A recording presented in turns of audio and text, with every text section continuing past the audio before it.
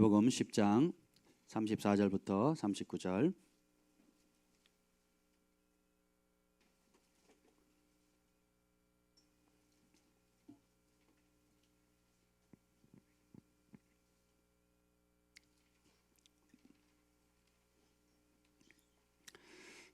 우리 한 절씩 교독하시겠습니다. 내가 세상에 화평을 주러 온 줄로 생각하지 말라. 화평이 아니요 검을 주러 왔노라. 내가 온 것은 사람이 그 아버지와 딸이 어머니와 며느리가 시어머니와 불화하게 하려 함이니라. 사람의 원수가 자기 집안 식구리라. 아버지나 어머니를 나보다 더 사랑하는 자는 내게 합당하지 아니하고 아들이나 딸을 나보다 더 사랑하는 자도 내게 합당하지 아니하며 또 자기 십자가를 지고 나를 따르지 않는 자도 내게 합당하지 아니하리라. 자기 목숨을 얻는 자는 잃을 것이요 나를 위하여 자기 목숨을 잃는 자는 얻으리라. 아멘. 성령 하나님 환영합니다. 오셔서 이 말씀에 약속되어 있는 진리와 또 그 말씀 앞에 하나님 우리가 온전히 복종할 수 있는 은혜를 주시옵소서. 우리의 눈을 열어 진리를 보게 하시고 우리 마음에 결단할 용기를 주셔서 하나님 이 말씀을 통해서 누리는 온갖 하늘의 신령한 복과 또 이 땅을 살아갈 때에 하나님 진리의 길을 갈 수 있는 용기를 부어 주시옵소서. 여호와 영이 나를 통해 말씀하시며 그 말씀이 내 혀에 있도다는 그 은혜가 풀어지게 하시고 이 말씀을 들을 때에 검과 같이 반석을 깨뜨리는 쇠방망이 같이 또 지푸라기를 태우는 하나님 불과 같이 역사하여 주시옵소서. 예수님의 이름으로 기도합니다. 아멘. 여러분 한 주간 잘 지내셨습니까? 아멘. 성전 이전한 이후에 우리 계속 저녁마다 40일 특별 기도를 하고 있는데 새벽에도 보고 또 저녁에도 보고 수요일도 보고 금요일도 보고 또 토요일도 보고 주일도 보고 아주 행복합니다. 아멘. 그리고 벌써 자리가 거의 다 찬 것 같아요. 우리 내년에 교회를 옮기도록 하겠습니다. 아니면 이 건물을 접수를 하든지. 참 너무 감사하고 모든 것이 주님의 은혜입니다. 아멘. 너무 감사하죠. 우리 옆에 분들에게 서로에게 고맙습니다 이렇게 인사하죠. 고맙습니다. 네, 정말 수고 많으셨어요. 오늘 제가 이 말씀을 읽으면서 예수님께서 오신 여러 가지 이유 중에 이렇게 보면 굉장히 다각도로 우리에게 말씀하시는 것 같아요. 예수님께서 오신 이유는 우리로 회개케 하기 위해서잖아요. 또 하나가 뭐냐면 검을 주러 오셨습니다. 거물이 아니고요. 검을 주러 오셨습니다. 이 검이 뭐예요? 칼이거든요. 그 원어에는 뭐냐면 검을 던지러 왔대요. 칼을 한마디로 말하면 칼을 던지러 온 겁니다. 제가 검도를 했잖아요. 제가 그래서 이 칼을 좋아합니다 개인적으로. 그래서 이제 그 맥가이버 칼 있죠. 그 스위스에서 만든 그 조그만 칼들 있잖아요. 제가 미국에 가면 칼을 꼭 사옵니다. 네, 왜냐하면 이게 휴대하기도 좋고 쓸 일도 많아요. 그 큰 거는 못 사옵니다. 이게 공항에서 다 걸리기 때문에 이게 그 도검류는 못 가져오게 돼 있어요. 그래서 이제 사실은 이제 굉장히 큰 칼을 좀 미국에서 아주 좋은 게 있어가지고 가져오고 싶었는데 제가 우리나라 법이 미국에서 반출은 됩니다. 근데 우리나라의 세관에서 다 뺏어요. 그래서 좀 교회에다 하나 걸어놨으면 좋겠다 뭐 이런 생각을 했는데 보면 좋잖아요. 우리는 진짜 뭐 옛날에 여러분 영화에 보면 아더왕 뭐 이렇게 검들 멋있는 검들 있잖아요. 이런 검을 다 걸으면 이게 주님의 말씀은 좌우의 악날선 검과 같고 막 심령 사람의 폐부를 드러내고 영과 혼과 관절과 골수를 찔러 쪼개는 이 볼 때마다 막 그런 느낌이 안 들겠습니까? 그래요. 그런 소원이 있는데 아무튼 근데 주님이 화평을 주러 온 것이 아니라 검을 주러 왔대요. 그러니까 칼은 언제 쓰는 겁니까? 싸울 때 쓰는 겁니다. 근데 어떤 싸움이에요? 사느냐 죽느냐예요. 내가 지면 죽어요. 이기면 살고 전리품을 얻고 땅을 취하고 노예를 삼고 종을 삼을 수 있습니다. 그러니까 고대의 전쟁은 취미가 아니에요. 우리 검도는 해가지고 5분 만에 해가지고 2대 먼저 치면 머리나 손목이나 허리를 먼저 목을 먼저 찌르면 2번 먼저 치면 5분 안에 그럼 이기는 겁니다. 축하한다. 졌네. 그러고 갑니다. 스포츠는 스포츠화 있거든. 태권도도 마찬가지고. 그러니까 로마 시대 글래디에이터 뭐 나오잖아요. 두 사람이 싸우면 죽을 때까지 싸우잖아요. 네. 그러니까 이 당시는 그렇습니다. 그래서 주님이 뭐라 그러냐면 이 당시 로마가 예루살렘을 정복하고 있었던 그 당시 로마 식민지 사회였는데 세상에 화평을 주러 온 것이 아니고 뭐라고요? 그렇게 생각하래요 말래요? 다시 읽어봅시다. 34절 읽어봅시다. 시작.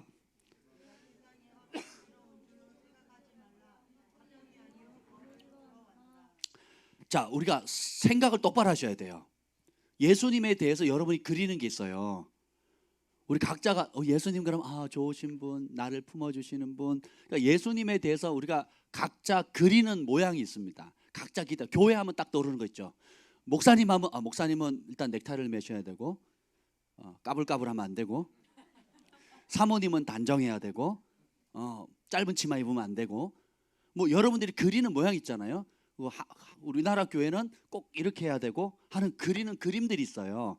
교회를 나왔어도 하나님은 어떤 분, 성령님은 어떤 분, 예수님은 어떤 분, 각자 그리는 게 있는데 그게 진짜 예수님의 모습이 아닌 게 되게 많아요. 왜 그러냐? 말씀을 모르니까 내 느낌대로, 그리고 내가 원하는 대로, 내가 소원하는 대로, 내가 이랬으면 좋겠다는 그 예수님을 누가 만들어요? 내가 만들어요. 그리고 어떻게 해요? 그렇게 또 믿어요. 그리고 그렇게 안 하면 어떻게 해요? 삐져요. 또 그렇게 해주면 그렇지 좋으신 분이셔 이렇게 합니다. 근데 그렇게 안 되면 삐집니다. 그리고 화가 나고요. 그 내가 생각하는 목사님 모양은 이래야 되고, 내가 생각하는 사모님 모양도 이래야 되고, 내가 생각하는 우리 찬양 사역자는 이래야 되고, 다 자기 그림들이 있어요. 근데 그것이 진리와 일치된 것도 있고, 또 반면에 성경 말씀의 진리와 아무 상관없이 그냥 내 소원으로 내 마음대로 그려놓은 것들이 많다라는 겁니다. 오늘 이 본문도 보면 굉장히 우리가 잘 설교하지도 않는 부분이고 또 잘 이해도 안 하는 부분이고 관심도 별로 없는 구절이에요. 우리는 뭐에 관심이 있습니까? 내가 너와 함께하리라. 내게 부르시라. 크고 놀라운 일을 보여주리라. 내가 너로 열방의 축복이 되게 하리라. 아멘. 뭐 이런 데에 주로 관심입니다. 그것도 하나님의, 우리 하나님 워낙 크시니까 다 그렇게 해주세요. 근데 내가 좋아하는 것만 삼키고 내 입에 쓰다고 뱉으면 어떻게 돼요? 그때부터 미혹받기 시작하는 겁니다. 오늘 그걸 좀 다룰 건데, 이렇게 보면 그래서 나는 과연 진짜인가 가짜인가, 누가 진짜인가 스스로 자가 진단하는 법을 좀 알려드리려고 해요. 봅시다. 다시 34절 읽겠습니다. 시작. 내가 세상에 화평을 주러 온 줄로 생각하지 말라. 화평이 아니요 검을 주러 왔노라. 주님이 언제는 뭐 내가 세상을 구원하러 왔다 그래놓고는 이제는 어떻게 해요?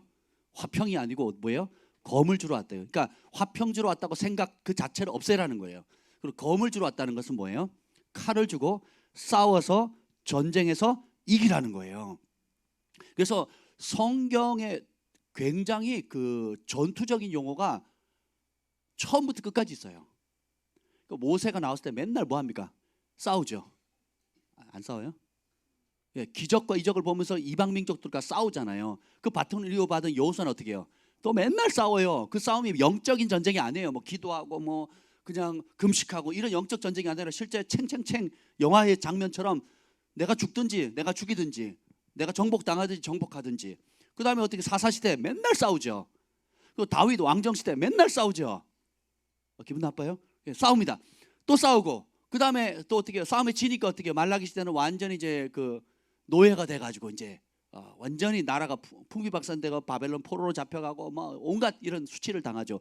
예수님 시대도 어떻게 해요? 싸우고 로마한테 져가지고 어떻게 돼요? 로마의 이제 속국이 되는 겁니다. 그 이후도 계속 싸우는 겁니다. 그 실제로 그 요한계시기로도 보면 또 싸움이에요. 피 흘리기까지 싸워야 되는 거예요. 그리고 지금도 예수 그리스도를 믿는다는 것은 북한, 중국, 모든 무슬림 국가들, 말레이시아, 인도네시아, 또 이란, 이라크, 또 무슨 탄자 붙은 나라 있죠. 키르기스탄, 카자흐스탄, 뭐 무슨 탄, 하여튼 타이탄, 뭐 탄자 붙는 나라들, 또 뭐 무슬림 국가에서는요 개종하는 것 자체가 그냥 죽음이에요. 그러니까 복음은, 복음이 뭐라고? 여러분 예수님을 믿는다는 게 남한테 해를 끼치나요? 국가에 반기를 듭니까? 아니잖아요. 뭐 핵심이 뭡니까? 하나님 사랑, 이웃 사랑하래요. 또 잘못한 사람 어떻게 해요? 원수를 갚으래요, 말래요?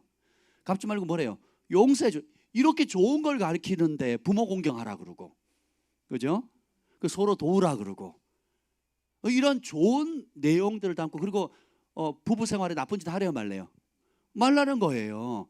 그러니까 권위 아래 복종하라 그러고, 이런 좋은 것들을 다 담고 있으면서 그 좋은 예수님이 우리를 위해서 죄값을 치르기 위해서 죽으셨고 그분을 믿으면 구원받는 이 기쁜 소식을 전한다는 이유만으로, 그 복음을 믿는다는 이유만으로 참수를 당하거든요. 지금은 조금 시들해졌지만 IS죠. 그 IS가 유튜브에 막 실제로 막 사람들, 크리스찬들 잡아놓고 잔인하게 죽이는 장면을 전 세계 유포했잖아요. 그러니까 오히려 이슬람들은 겁을 주려고 했는데 전 세계 기독교가 단합하게 되고 깨어있게 되고, 오히려 이슬람에 대해서 마음을 좀 열려고 했던 사람들이 마음을 다 닫게 된 겁니다. 그리고 이슬람에 있던 사람들도 예수님께로 엄청 돌아왔거든요. 어떻게 저런 잔인한 종교를 우리가 믿을까? 이 정신이 번쩍 드는 거예요. 그죠? 근데 오늘 이렇게 보면 주님께서 왜 화평이 아니고 검을 주러 왔을까요? 잘 아셔야 됩니다. 그 35절 읽읍시다. 시작. 내가 온 것은 사람이 그 아버지와 딸이 어머니와 며느리가 시어머니와 불화하게 하려 함이니. 36절. 사람의 원수가 자기 집안 식구리라. 자, 아버지와 아들, 딸과 어머니, 며느리와 시어머니가 불화한대요. 뭐 때문에? 예수님 때문에. 예수님 때문이라는 거예요. 왜 그러냐? 전에는 예수님의 말씀이 오기 전, 예수 그리스도의 복음이 오기 전에는 무엇 따라 삽니까? 그러니까 전통, 관습, 그리고 학교 교육, 공교육, 그리고 우리 가문의 가훈, 또 우리 아버지가 중요하게 여기는 거, 또 우리 어머니가 안 된다고 하는 것들, 그러니까 이것이 기준이 되는 겁니다. 그렇죠? 그러면 경상도는 또 이제 개인도 그렇지만 경상도 문화가 있고, 전라도는 전라도 문화가 있어요. 충청도는 충청도, 강원도는 강원도, 서울은 서울대로, 또 한국은 한국식으로, 일본은 일본식으로. 그러니까 일본은 예를 들면 저는 일본이 이해를 못 하겠는데, 일본이 왜 용서를 안 하는 줄 아세요? 사죄를 안 하는 줄 아세요? 사죄를? 일본 문화가 그렇대요. 내가 저 사람 앞에 예를 들면 저 사람한테 공개적으로 책망을 하면요, 다시 안 본대요. 그리고 일본 문화 중에 하나가 이런 게 있다고 합니다. 그러니까 예를 들면 내가 잘못했다는 걸 고백하잖아요. 그걸 안 한대요. 그걸 하느니 차라리 자결한대요. 그게 수백 년 동안 뼛속에 묻어져 있는 겁니다. 그러니까 내가 잘못했다고 시인한 거, 독일 사람들은 시인하잖아요. 그리고 배상해 주려고 하고, 또 그걸 기념관을 만들어서 다시 그렇게 하지 말자 이렇게 하잖아요. 문화적 특성상 그 기본 사람 도이고. 근데 일본 사람들은 그러느니 활복 자살하겠다는 거예요. 칼을 활자로 이게 뭐라 제트 비슷하게 해가지고 죽는다는 겁니다. 이게 뭐냐면 하나님의 법 없이 귀신을 섬기고 오면 집을 짓고 되고 세력화되거든요. 그것이 개인을 잡다가 이제는 가족을 잡고, 그다음에 어떻게 해요? 마을을 잡고, 도시를 잡고, 국가를 잡아버려요. 그래서 10년, 20년, 100년, 200년, 300년 쭉 내려오면 그것이 나라의 견고한 진이 됩니다.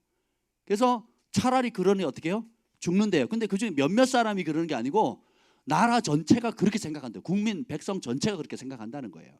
그러니까 사죄를 해요, 안 해요? 안 하죠. 그러느니 차라리 죽겠다는 거예요. 근데 개인도 그렇게 한대요. 개인도 자기가 잘못한 걸 인정하는 걸 그렇게 힘들어한다는 거예요. 그러느니 수치를 당하느니 차라리 죽겠다. 이게 뭐예요? 하나님께로부터 나온 게 아니죠. 이런 나라마다 그런 문화들이 있는데, 이것이 어떻게 해요? 복음의 빛이 딱 들어오고 예수님의 말씀이 딱 들어가는 순간 어떻게 해요? 눈이 열리는 겁니다. 귀가 열려요. 전에는 어떻게 해요? 모든 기준이, 자녀들은 뭐예요? 아들은 누구 말 들어야 돼요? 아버지 말 들어야 돼요. 딸은 누구 말 들어요? 엄마 말 들어요. 딸이 자라가면서 살림 사는 법, 또 나중에 결혼했을 때 또 육체적으로, 정신적으로, 영적으로 지주가 되는 게 누구예요? 딸의 지주가 엄마잖아요. 잘 지냈단 말이죠. 그런데 딸이 먼저 예수님을 믿게 된 거예요. 믿고 말씀을 딱 보니까 다른 세계가 열리는 거예요. 아들이 예수님을 믿고 보니까 다른 세계가 열리는 겁니다. 우리 밀양박 씨 아담 공파 80대 손 박아무개가 그 자자손손 선조들로부터 배워왔던 이런 것들이 당연한 건 줄 알았는데, 제사 지내는 것도 당연한 거고, 욕하는 것도 당연한 거고, 싸움질하는 것도 당연한 거고, 그리고 3번 이상 3번 참아주면 잘 참아준 거고, 이런 모든 내 나름대로 옳다고 생각했던 기준이 예수님의 복음이 탁 들어오는 순간 어떻게 돼요? 아, 뭔가 잘못됐구나. 내 욕심이구나. 내 의구나. 내가 인생의 방향을 잘못 정했구나. 죄구나. 이러면 심판받는구나. 영원한 지옥의 형벌을 받겠구나. 안 되지. 회개해야 되겠다. 용서받아야 되겠다.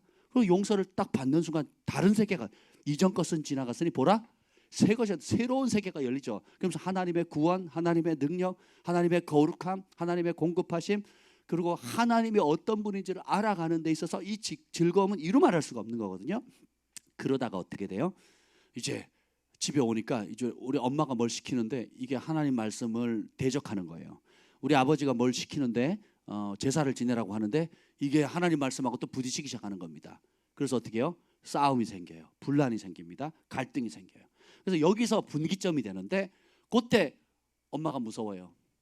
엄마가 용돈 안 준대. 엄마가 나 자꾸 교회 다니면 머리 빡빡 밀어가지고 방에다가 문 걸어놓고 자꾸 못 나가게 한대.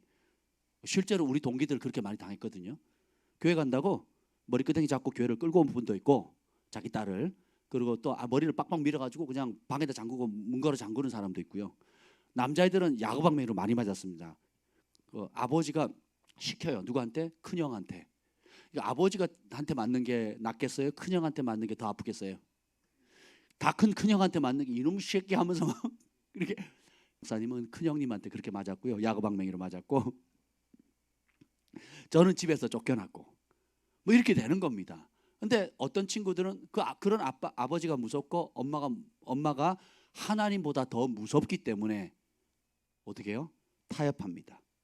알지만 똑같이 제사 지내고, 알지만 똑같이 이전에 죄를 짓던 그 길을 안 벗어나고, 주님이 깨끗하게 해줬는데 돼지를 씻어놨더니 다시 옛 길로 가는 거예요. 왜요?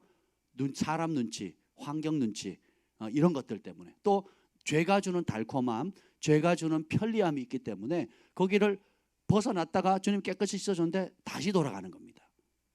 우리가 여러분 기억해야 될 것은 하나님의 말씀은 좌우의 날선 어떤 것보다 예래요. 혼과 영과 관절과 골수를 찔러 쪼갠다 그랬잖아요.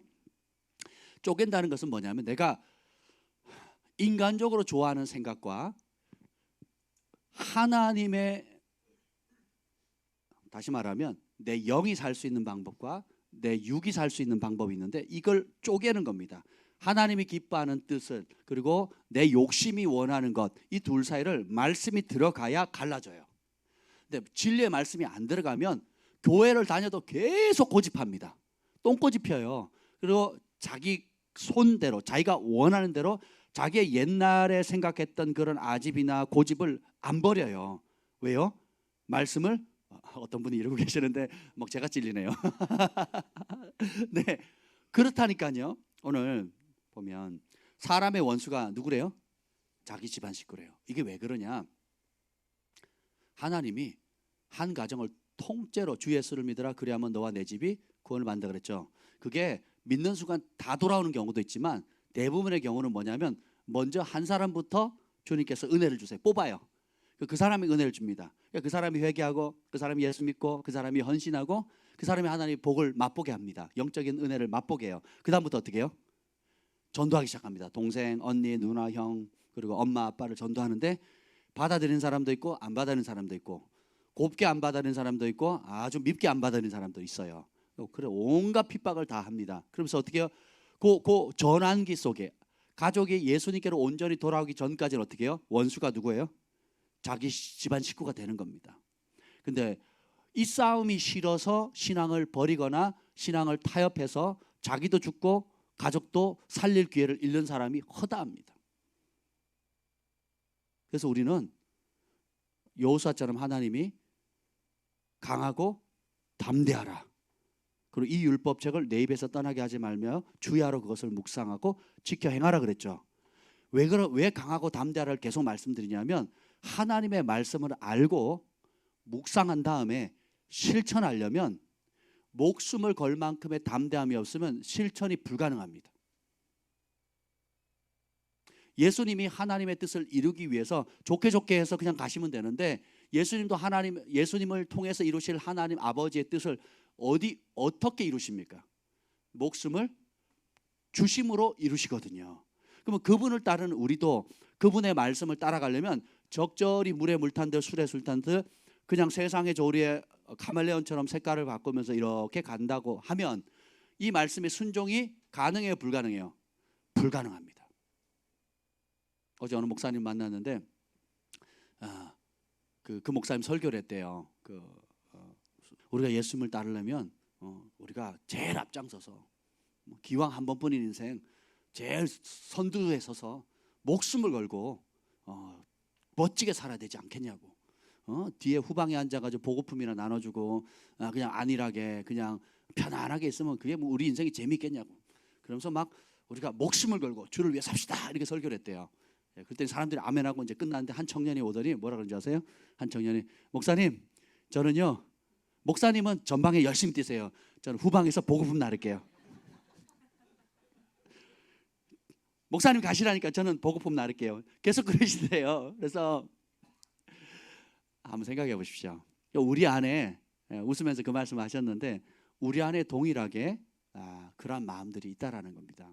제가 멕시코에 갔을 때 뭐 배운 것이 참 많습니다. 근데 거기 보면 이제 마피아들이 나라를 다 장악하고 있어요. 되게 무섭습니다. 근데 어느 날 어떤 마을을 지나갔어요. 그 주유를 하고 그리고 거기서 이제 먹을 게 없으니까 이제 간식을 이렇게 우리가 사서 먹었잖아요. 그 편의점 같은 곳에서 먹고 있는데 호건 목사님 저한테 그러시는 거예요. 이 마을 전체가 마을 사람들 되게 막 평범한 가정 마을 같아요. 이렇게 보면 주유소 있고 은행도 있고 뭐 가게도 있고 그런데 이 마을 전체가 마피아래요. 제가 속으로 그 얘기를 왜 인제 하신대? 이 마을 사람 전체가 마피아래요. 마피아 손 안에 있고, 그러니까 마피아가 은행, 주유 또 모든 걸 다 장악하고 있다는 거예요. 근데 우리 팀한테는 얘기를 안 하신 거예요. 그래서 마피아가 다 장악을 하는데 거기서 이제 먹고 그러니까 그 마피아의 통치 아래서 사람들이 생계를 유지해 간대요. 마약도 재배하고 그리고 일상에 뭐 우리 뭐 시골에 가면 동네 사람들 그냥 평범하게 살아가잖아요. 똑같아요. 근데 그 관장하는 사람이 누구 소속이라고요? 그냥 마피아일 뿐인 거예요. 서민들은 그건 줄 알고 그냥 살아가는 거예요. 그건 줄 알고. 근데 물론 이제 마피아들이 와서 괴롭히고 뭐 하지만 거기서 태어났고 거기서 자랐고 거기서 친구들 친척들 있고 거기서 직장을 얻어가지고 그렇게 살아가니까 뭐 별 어려움이 있어요 없어요? 없는 거예요. 세상은 그런 줄 알아요. 우리가 처음 갔을 때 그 마을 사람들이 뭐라 그랬냐면 머리털 나고 처음으로 한국 사람을 봤대요. 우리 팀이 그러니까 그 갔던 마을에 한국 사람으로 처음 온 겁니다. 그러니까 평생 어떻게 해요? 그 마을에 도란도란 사는 겁니다. 도란도란. 그러다가 복음이 들어오기 전에는 그들이 실상을 제대로 못 봅니다. 예를 들면 전에는 고통받으면서도 왜 고통받는 줄 몰라요. 가정이 파괴되고 또 파괴되는데 그 이유를 모릅니다. 대대로 가난이 대물림 되는데 뭐 그게 그렇게 사나보다 하고 가난하게 살아요. 알코올 중독, 할아버지 알코올 중독, 아버지 알코올 중독, 나도 알코올 중독. 할렐루야. 그리고 할아버지 마약 중독, 아버지 마약 중독, 나도 마약 중독. 왜요? 그렇게 살았으니까. 할아버지도 욕하고 거칠고 집 나가고 바람 피고 뭐 그랬어요. 우리 아버지도 온갖 못된 짓을 하고 나도 그렇게 하는 거예요. 왜요? 기준이 없으니까. 그리고 또 어떻게 해요?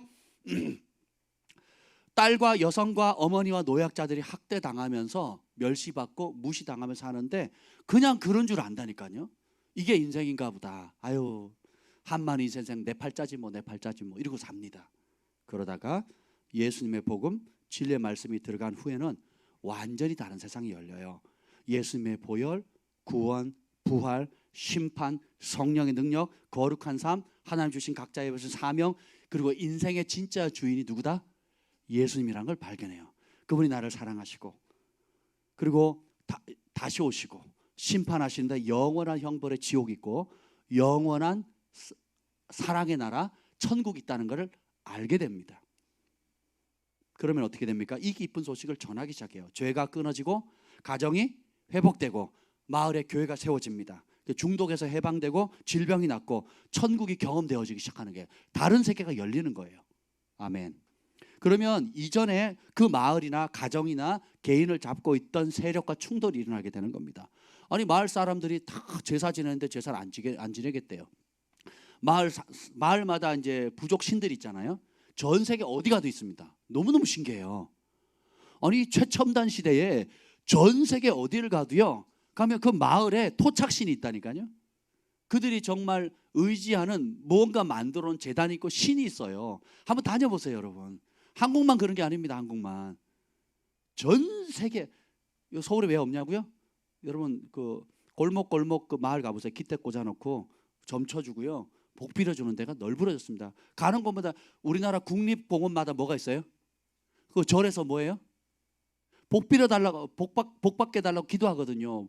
그 뭐죠? 불교 신자들 시주 얼마나 많이 하는지 몰라요. 복 받으려고. 또 점 볼 때 또 용한 무당은 뭐 부적 하나에 몇 천만 원, 몇 억입니다. 부르는 게 값입니다. 이 최첨단 달나라를 왔다 갔다 하는 시대에 그러고 있어요. 또 여러분 친척들 만나보세요. 얼마나 많은 뭐 미신적인 행동들이 많습니까? 지금 그렇다니까요. 안 그런 거라고 생각하지 마세요. 선진국도 가보세요. 똑같습니다. 제가 유럽 가서 내가 놀랬잖아요.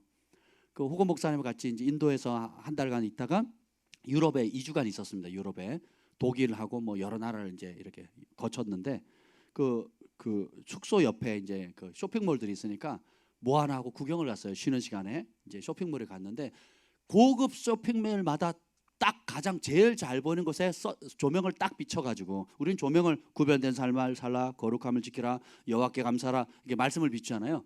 그 아주 세련된 그 가게 안에 조명이 딱 비춰져 있는데 무슨 형상이 하나 있어요. 그게 뭔지 아세요? 불상이에요. 부처상. 작든 크든 아니면 뭐 여러 형태로 불상이 그 가는 곳마다 있어요. 어디예요? 유럽에. 깜짝 놀랐어요. 그러니까 사람이 그 우리가 옷을 그 유행 따라서 바꿔 입는 것처럼 종교도 지네가 이거 하다가 질리면 저거로 바꾸고 저거 하다 질리면 이걸로 바꾸듯이 그렇게 바꿔가는 겁니다. 그러니까 갈 바를 알지 못하는 겁니다. 근데 그렇다가 그것이 잘못됐다, 그렇게 하면 안 된다. 또 시골에서는 마을에서 무슨 공동으로 제사 지내는 것들이 있습니다. 또 뭐 산당에 뭘 하는 게 있어요. 그러면 할아버지들이, 그 노인정 할아버지들이 돌아다니면서 돈을 걷어요. 심지어 교회까지 찾아옵니다. 최 목사님도 교회도 초창기엔 그랬대요. 와가지고 돈 달래는 거예요. 마을에 행사하니까 그 모르고 처음에 줬는데 이게 뭐 하는 데 쓰냐 그랬더니 뭐 예를 들면 굿하는 데 쓴다든지, 혹은 뭐 그 마을에 뭐 큰 축제가 있는데 그 축제가 뭐냐 하면 무당 불러가지고 뭐 하는 거 있잖아요. 또 뭐 제사 돼지머리 놓고 고사 지내고 이런데 마을 축제니까 교회도 한몫하라고. 그런다니까요. 그러면 목사님이 아멘, 아이고 귀한 일 하시네요. 그러면서 얼마가 필요하세요? 한 1,000만 원 보태드릴까요? 이럴 수 있냐고요. 10원 한 푼도 주기가 어렵죠. 왜냐면 우상 숭배하고 귀신 초청 잔치를 하는데 그걸 못 하는 거죠. 그러니까 어떻게 해요? 충돌이 생기는 겁니다. 이것이 개인적이든 가정적이든 직장에서든 하고 도시적이든 마을 다니든 국가적이든 간에 이 충돌이 생기는데 주님께서 어떻게 해요? 그걸 싸울 수 있는 검을 던져주시는 거예요. 받으라는 거예요. 던지면 어떻게 돼요? 자, 돈을 던지면 어떻게 해요? 받아야 되겠죠. 근데 온 우주에서 가장 강력한 게 뭐예요? 하나님의 말씀이죠. 그걸 다른 말로 성령의 검입니다. 주님께서 던지러 왔대요. 잡으라는 겁니다. 그래서 어떻게 해요? 강한 자가 약한 자를 먼저 제압한 다음에 늑탈할 수 있거든요. 그죠? 근데 우리가 약해버리면 어떻게 돼요? 우리보다 강한 자에게 밥이 되는 겁니다. 죽을 수도 있고 아니면 중상을 입을 수도 있는 겁니다. 여러분이 예수님의 말씀을, 하나님의 검임을 믿으십니까? 그럼 그분의 말씀을 여러분의 것으로 잡아야 되고, 이제 검 자체가 없는 사람도 있고 검이 왜 필요해라고 생각하는 사람도 있는데, 검은 있는데 작거나 검은 큰데 날이 서지 않으면 어떻게 됩니까? 전쟁에서 불리하겠죠. 효과가 떨어지겠죠. 그래서 우리가 하나님의 말씀의 검을 견고히 잡아야 됩니다. 그래서 이제 멕시코의 상황 같은 걸 설명해 볼게요. 이전에 마을에 잡고 있던 세력과 충돌이 나기 시작하는데 이제 죽음의 위협이 옵니다. 실제로 죽이거든요. 실제로 죽입니다, 사람을. 그러니까 어떻게 됩니까? 두렵죠. 근데 이제는 돌이킬 수 없는 강을 건넜어요. 하나님의 사랑의 강물을 건넜습니다. 그래서 이전 일로 돌아갈 수 있다 없다. 이제는 기꺼이 고난을 받습니다. 어디서 그런 담대함이 나올까요? 하나님의 사랑이 죽음을 이길 수 있는 용기를 줘요. 진짜 하나님의 사랑에 빠지면 죽음이 두렵지 않습니다. 사람의 평가가 두렵지 않게 되는 거예요. 예수님을 만났기 때문입니다. 나를 고치셨고, 나를 용서하셨고, 나를 자유케 하셨고, 나에게 인생의 목적과 비전을 주셨고, 내가 사랑하는 가족과 친구와 내 동족과 내 나라를 살릴 수 있는 유일한 길이 누구밖에 없어요? 예수 그리스도밖에 없다는 걸 알기 때문에 내가 뒤로 물러나면 나만 물러가는 게 아니라 내 가정의 구원의 길이 잃게 되는 겁니다. 내가 직장에서 내가 뒤로 믿음을 감추거나 세상의 영에 굴복하고 믿음을 배신하게 되면 그 회사에서 구원할 수 있는 기회를 잃게 되는 거예요. 내가 다니는 학교나 캠퍼스에서 내가 예수님의 말씀에 진리 가지고 성령의 검을 들고 견고히 서지 않으면 나를 통해서 이루실 하나님의 일들이 제한받거나 안 된다는 것입니다. 그리고 우리가 이 땅의 삶이 전부가 아니라 나그네 길이고 다시 곧 본향으로 돌아간다는 것을 너무도 잘 알기 때문에 더 이상 뒤로 물러날 수가 없습니다. 무엇보다 이 땅에 사는 동안에 거룩한 길, 사랑의 길, 순종의 길을 가면 공의로운 재판장 되신 하나님께서 이후에 내 눈에 모든 눈물을 씻겨주시고 영원한 상을 주시고 주님과 함께 사랑의 나라에서 영원히 살 수 있다는 믿음의 눈이 열렸기 때문에 그렇습니다.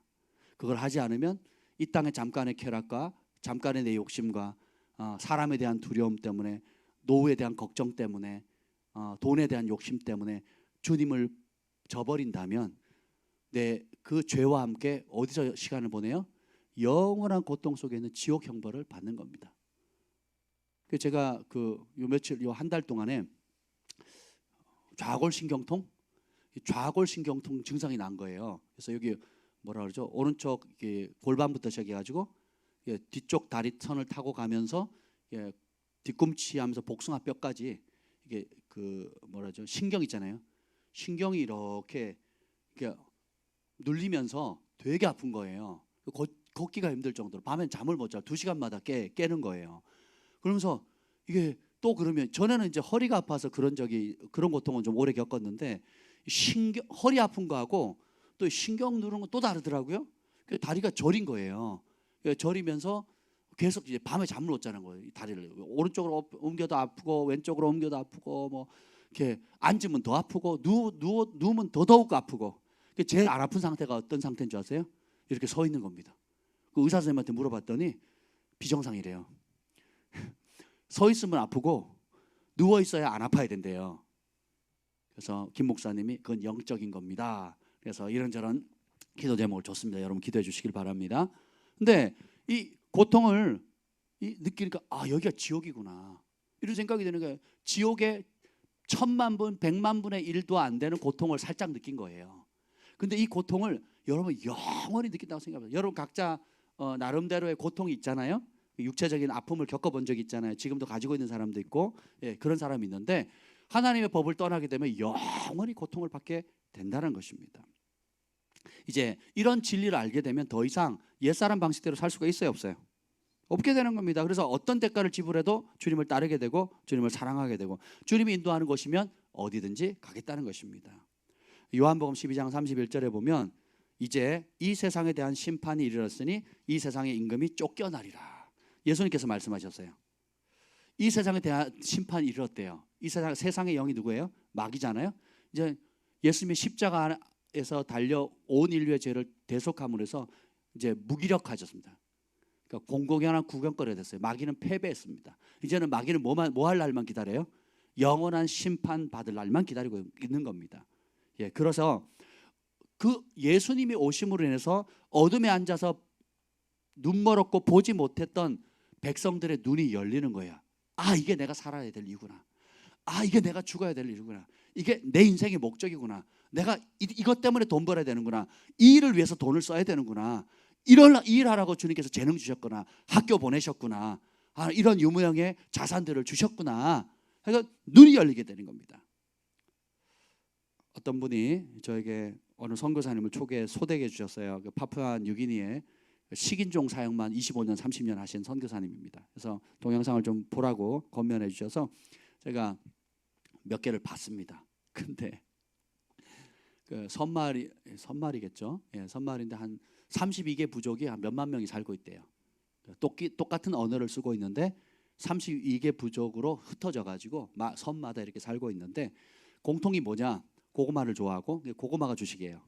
예, 고구마가 주식이고 그리고 식인종들입니다. 예, 사람인데 사람을 먹어요. 예, 그래서 숫자가 네 가지밖에 없대요. 1, 2, 5 이상을 못 센대요. 숫자를 보통 3까지 센대요. 그러면 하나, 둘, 요게 기본이래요. 이진법이죠. 하나, 둘. 그럼 셋은 어떻게 보냐? 셋을 어떻게 표현하냐? 하나, 둘, 그러면 셋이 되는 거예요. 그럼 넷은 어떻게 되냐? 둘, 둘, 그럼 넷이 된대요. 이해가 되시죠? 그런 개념 자체가 없는 거고 갔더니 선교사님이 예수님이 죄 때문에 우리의 죄 때문에 왔습니다. 그랬더니 죄를 모른대요. 죄란 단어가 없어요. 할렐루야. 그럼 얼마나 거룩하게 살겠어요. 죄를 모르니까. 저는 그런 생각을 하는 거예요. 순간 죄를 모르네. 그럼 죄를 안 짓고 살겠네. 그렇잖아요. 그게 아니에요. 죄라는 개념 자체가 없으니까 저 사람이 뭘 가지고 있으면 가서 뺏어요. 아무도 못 말려. 말리면 이제 와서 복수를 합니다. 왜냐하면 그게 잘못이라는 개념 자체가 없어요. 이해가 되세요? 그리고 여자는 돼지 3마리에 살 수가 있습니다.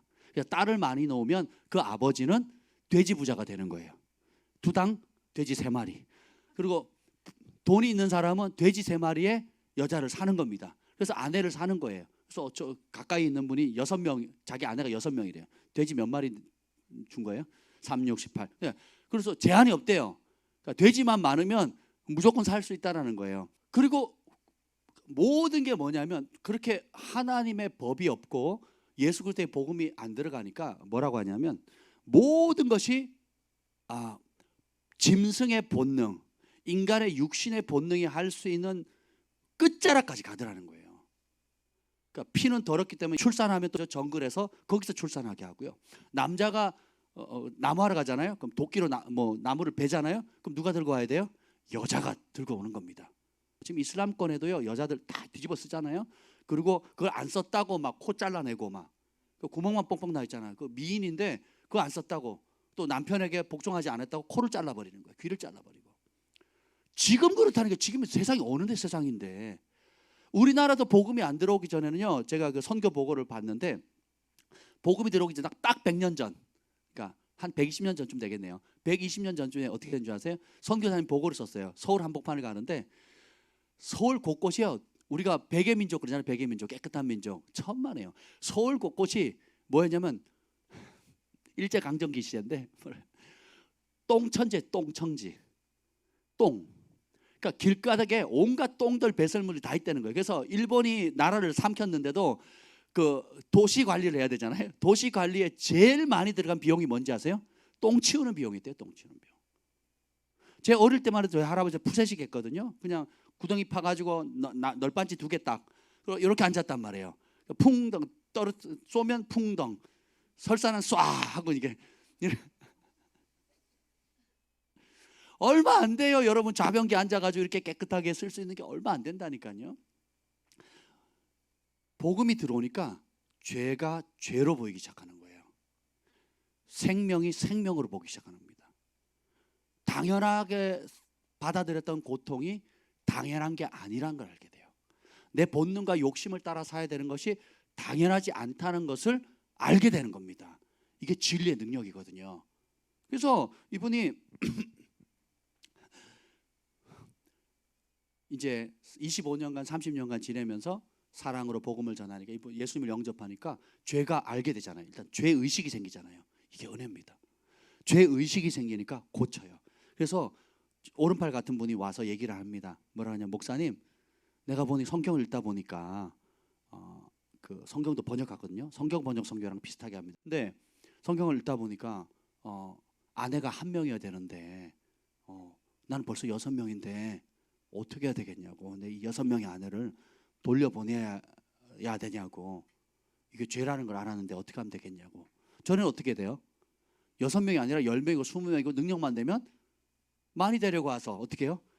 나무 베면 그걸 물 나르게 하고 밥하게 하고 청소하게 하고 그렇게 하면 됐단 말이죠. 이제는 그렇게 못하니까 돌려보낼까요? 그랬더니 그 선교사님 그렇게 하지 말라 그랬습니다. 왜 그러냐면 아직도 그 사회는 여전히 그 관습이 있잖아요. 그리고 만약에 돌려보내면 어떤 현상이 생기냐, 다른 남자한테 또 돼지 3마리에 팔려나가는 거예요. 돼지 3마리에. 그 고리를 끊지를 못하는 겁니다. 그래서 지금 아내를 마지막까지 버리지 말고 하나님 말씀대로 사랑하면서 섬기라고. 그리고 그랬더니 그 원주민이 뭐라 그러냐면 이 얘기를 하는 겁니다. 왜 선교사님 이제 오셨어요?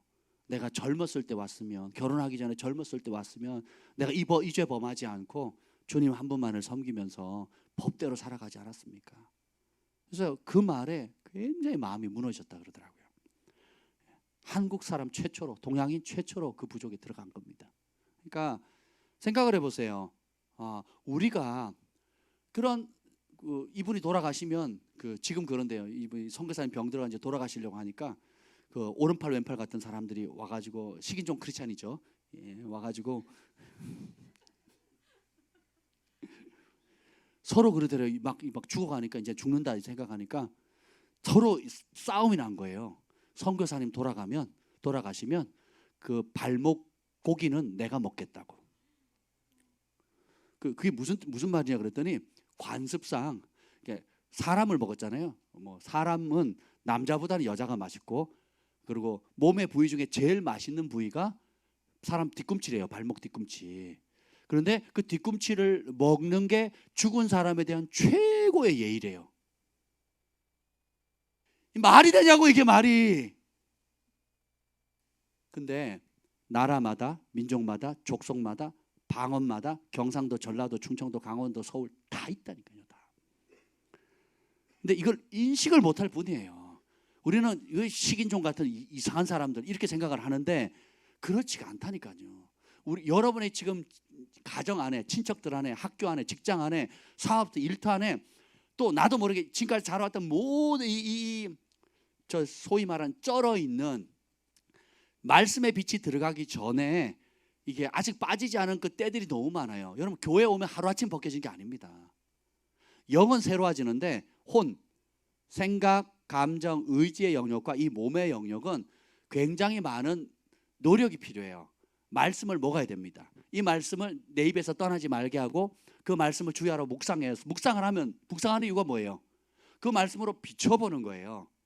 내가 그린 하나님, 내가 상상한 하나님, 내가 그럴 거라고 추측하는 성경이 아니고, 내가 만든 성경이 아니고 진짜 기록된 이 하나님의 말씀이 말하는 것을 그 말씀에 물로 씻김을 받아야 되는 겁니다. 그래야 인생의 목적도 분명해져요. 그리고 주님이 함께 하신다, 주님이 도우신다, 그리고 주님이 능력 주신다, 많이 맡은 자에게 많이 주시고 적게 맡은 자에게 적게 주시는데 마지막에 결산하신다. 그리고 결산 이후는 두 갈래로 다시 돌아올 수 없는 어느 쪽에서든지 천국이든 지옥이든지 영원한 길을 보낸다. 이게 명확한 복음이거든요. 아멘. 그래서 우리가 예수님께서 주시는 검을 잡으셔야 됩니다. 여기 보면 요한복음 5장 29절에 보면 선한 일을 행하는 자는 생명의 부활로, 악한 일을 행하는 자는 심판의 부활로 오리라. 여기 보면 부활과 관련된, 심판과 관련돼서는 하나님이, 예수님이나 하나님이나 성경에서는 믿음으로 심판받는다는 말이 하나도 안 나옵니다. 심판은 다 뭘로 받아요? 행위로 받습니다. 왜 그렇다 그랬죠? 믿음과 행위는 똑같은 말이에요. 믿음 따로 행동 따로가 아니에요. 여러분 믿는 대로 행동하죠, 그죠? 아무 생각 없이 합니까? 믿는 대로 돈을 써요. 믿는 대로 몸이 가요. 믿는 대로 시간을 씁니다. 여러분 진짜 예수님을 믿으면 어떻게 돼요? 진짜 믿음인지 가짜 믿음인지 어떻게 해요? 예수님의 말씀대로 행동하겠죠, 그죠? 근데 믿는다고 말은 하는데 안 믿으면 어떻게 돼요? 그 예수님이 하신 말씀을 들어야 안 들어요? 안 따르게 되는 거예요. 그래서 믿음과 행동은 똑같은 단어예요. 이해가 되셨죠? 뭐 제가 하도 강조해가지고 여러분 다 아실 겁니다. 그러면 선한 일을 행하는 자는 생명의 부활이고 악한 일을 행하는 자는 심판의 부활인데, 그러면 선과 악의 기준이 뭡니까? 그러면 나의 좋은 생각이 아니에요. 내가 상상한 성경, 내가 꿈꾸는 하나님도 아니고 우리 가문에서 말하는 그런 이렇게 해라 저렇게 해라는 게 기준이 아닙니다. 선악의 기준은 명백해요. 성경에 뭐라고요? 예수님의 말씀입니다. 그래서 여러분이 신약 성경을 특별히 많이 읽고 구약도 읽어야 되겠지만 성경을 안 읽고 하나님을 알 수가 없어요. 정기적으로 읽으셔야 됩니다. 그리고 그것이 내 삶의 영순위가 돼야 돼요. 말씀을 우리가 왜 태필린 복음을 이 20분 동안 막 주일날 불편하게 막 외칩니까? 그렇게라도 읽고 암송하고 마음에 새겨서 내 것으로 취하라는 거예요. 그래서 내 못된 생각, 잘못된 생각들, 오해하는 생각들, 그 더러워진 그 관습법들 이런 것들이 다 빼내고 말씀의 물로 시키고 어떻게 해요? 진리의 말씀, 생명의 말씀, 치유의 말씀, 소망의 말씀으로 축복의 말씀으로 삼으라는 겁니다. 이걸 샘플인 거예요. 교회에서 하는 거는. 이걸 어디서 해야 돼요? 여러분의 집과 학교와 직장과 일터에서 그렇게 하시면 됩니다. 아멘. 그래서 요한복음 5장 24절에 내가 진실로 너에게 이르노니 내 말을 듣고 또 나 보내신 이를 믿는 자는 영생을 얻었고 심판에 이르지 않으니 사망의 생명으로 옮겼느니라. 자, 영생과 심판을 받는 방법이 뭐예요? 내 말을 듣고 나 보내신 이를 믿는 자예요. 그러니까 예수님이 하시는 말씀을 듣고 순종하면 심판을 받지 않고 사망에서 생명으로 옮긴다는 겁니다. 아멘. 근데 우리는 이걸 어떻게 읽어요? 글로벌 파이어 교회에 나오면 장로님이 되면 혹은 목사님의 칭찬을 받으면 나는 영생을 얻었고 심판에 이르지 않은 것처럼 착각하며 다닙니다. 그렇습니까? 아니죠. 우리는 심플해요. 그러니까 하나님의 말씀을 예수님의 말씀을 진짜 믿는 겁니다. 그 예수님의 말씀이 검입니다. 그래서 영적 전쟁에서 이길 수 있는 힘이 되는 거예요. 세상에 나가서도 싸울 수 있는 힘이 되고 능력이 되는 겁니다. 요한복음 12장 48절에 보면 나를 저버리고 내 말을 받지 아니하는 자는 심판할 리가 있으니 곧 내가 한 그 말이 마지막 날에 그를 심판하리라. 여러분, 심판은 예수님의 말씀 따라 받습니다. 예. 토익 시험을 준비하면서 중학교 단어를 공부를 하면 고득점이 못 나오겠죠. 그죠? 여러분이 주님 앞에 마지막 최후의 심판을 받도록 주님이 어떻게 살아라는 기준을 딱 정해 주셨어요. 그게 뭐예요? 내 말대로 살아라 하는 겁니다. 그렇게 하려면 어떻게 해야 돼요? 우리의 생각을 버려야 됩니다. 우리의 고집을 버려야 돼요. 우리의 욕심을 버려야 됩니다. 그래서 근데 보면 데살로니가 후서 2장 12절에 보면 그 아주 무서운 말씀이 있어요. 여러분, 사람들이 미혹의 영에 사로잡히는 사람들이 꽤 있습니다. 그러니까 저희가 특히 이제 영적인 사역을 하다 보니까 이제 그런 사람들을 자주 봅니다. 특별히 은사가 있는 분들 가운데 미혹의 영에 사로잡힌 사람이 굉장히 많아요. 자기가 본다, 듣는다, 꿈을 꿨다, 환상을 봤다, 이런 느낌이 있다, 뭐 하면서 이제 그러면서 말씀을 신뢰하는 게 아니고 어떻게 해요? 듣고 본 것을 신뢰합니다. 듣고 본 것이 중요해요. 근데 듣고 본 것이 뭐에 복종해야 됩니까? 말씀에 복종해야 되고 말씀과 일치되면 안전해요. 그리고 가치가 있습니다. 강력합니다. 근데 그 작업을 안 하고 듣고 본 것 그대로를 따라가면 미혹에 빠져요. 또 하나, 그거는 영적인 거고, 그 실질적으로 사람들이 나는 못 보고 못 듣고 영적인 세계를 모른다 하는데도 그냥 교회에서 시키는 대로 뭐 나름 신앙생활을 하는데도 왜 사람들이 미혹의 영에 빠지냐면, 따라하셔야 합니다. 진리를 알고도 불의를 더 좋아하기 때문이다. 데살로니가 후서 2장 12절 한번 읽어보죠. 너무 중요하니까 한번 읽어보겠습니다. 데살로니가 후서 2장 12절 말씀입니다.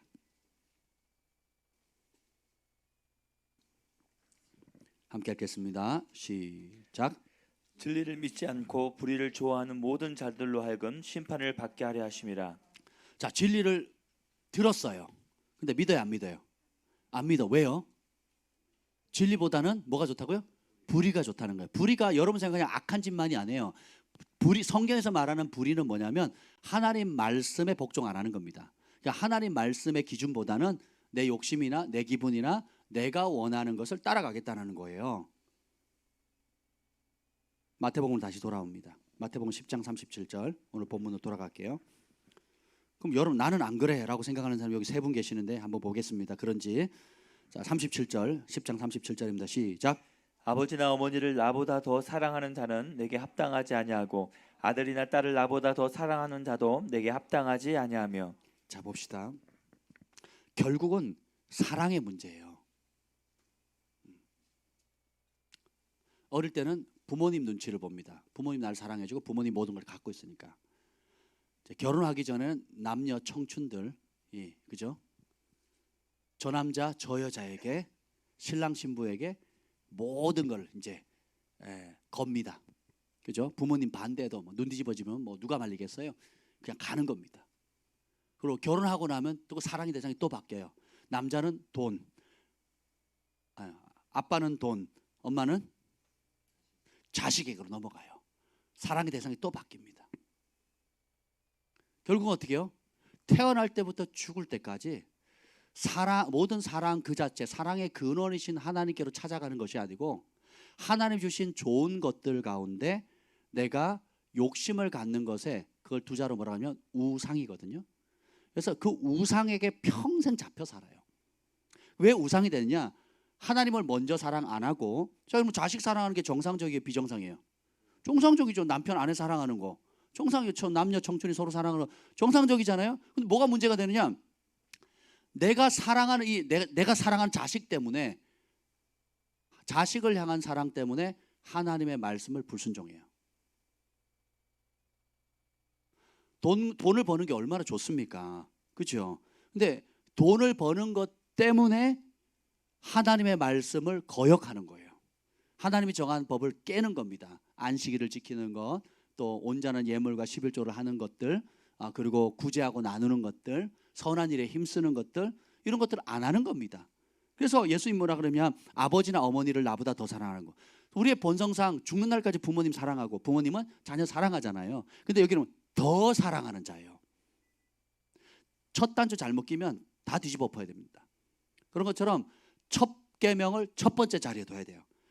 하나님을 마음과 뜻과 힘과 정성을 다해 사랑해라. 그 다음에 내 이웃을 내 몸처럼 사랑하는 거예요. 그래서 그게 돼야 여러분이 진짜 행복해질 수 있는 겁니다. 근데 많은 우리 신앙인들이 보면 이 순서를 안 바꿔요. 교회 다니는 이유가 뭐예요? 내 남편이 잘 돼야 되는 거예요. 내 자식이 잘 돼야 되는 거예요. 그죠? 그리고 내 문제가 해결돼야 되는 거예요. 이 마인드를 안 벗어버리죠. 그럼 여러분은 하나님을 섬긴 게 아니라 교회 안에서 우상을 섬긴 겁니다. 교회 안에서 두 마음 세 마음을 품는 거예요. 누구한테 경배를 하는 거예요? 내가 사랑하는 다른 대상에게 경배를 하는 겁니다. 우리 주님은 사람의, 오늘 선포했잖아요, 심장과 폐부를 감찰하신다 그랬잖아요. 그래서 근본 동기에 관심이 있어요. 진짜 내 마음의 주인이 누군지, 진짜 내 삶의 목적이 무엇인지를 꿰뚫어 보시거든요. 그래서 영과 혼과 관절과 골수를 찔러 쪼갠다 그러거든요. 그래서 하나님의 말씀이 들어와야 이게 영의 생각인지 육의 생각인지, 하나님이 기뻐하는지 안 기뻐하는지, 내 욕심인지 성령께서 감동을 주는지가 분간이 됩니다. 말씀이 안 들어오면 내 기분이 성령의 감동이라고 얘기를 해요. 따라합시다. 내 기분하고 성령의 감동은 다르다. 그 제가 선한 일에 힘쓰는 분들 가운데 기분 따라 선교하고 기분 따라 구제하는 분들을 꽤 많이 봅니다. 물론 저도 그런 과정을 많이 겪고 있고 지금도 그런 유혹이 올 때 분별하려고 많이 노력해요. 아니, 이 사람이 이뻐. 그럼 내가 돕겠어요, 안 돕겠어요? 그리고 저 사람 미워. 그럼 도와요, 안 도와요? 안 도와요. 근데 기도했더니 성령께서 뭐라 그러니까 보류. 이 사람 도우려는 거예요. 그럼 내 본성상 이거는 사단이 준 거예요. 내가 선한 일에 도우려고 하는데 사단이 방해한다고 이렇게 생각하는 거예요. 근데 성경은 뭐예요? 원수를 사랑하고 원수가 줄일 때 먹이고 목마를 때 마시래요. 근데 우리의 본성은 왼수는 싫어. 뭐예요? 우리 이쁜 마누라한테 더 해주고 싶은 거예요. 할렐루야. 그렇지 않습니까? 남한테 해주고 싶어요? 우리 우리 가족에게 해주고 싶습니까? 다 뭐예요? 이렇게 쥐는 거거든요. 그 자기는 감동받았대. 자기 감동받았대요. 또 사업하시는 분들도 뭐 이런저런 일에 뭐 예를 들면 선교지에 우물 파겠대요. 선교지에 또 뭐 기계를 갖다 드리겠대요. 좋은 일에 나쁜 일이에요?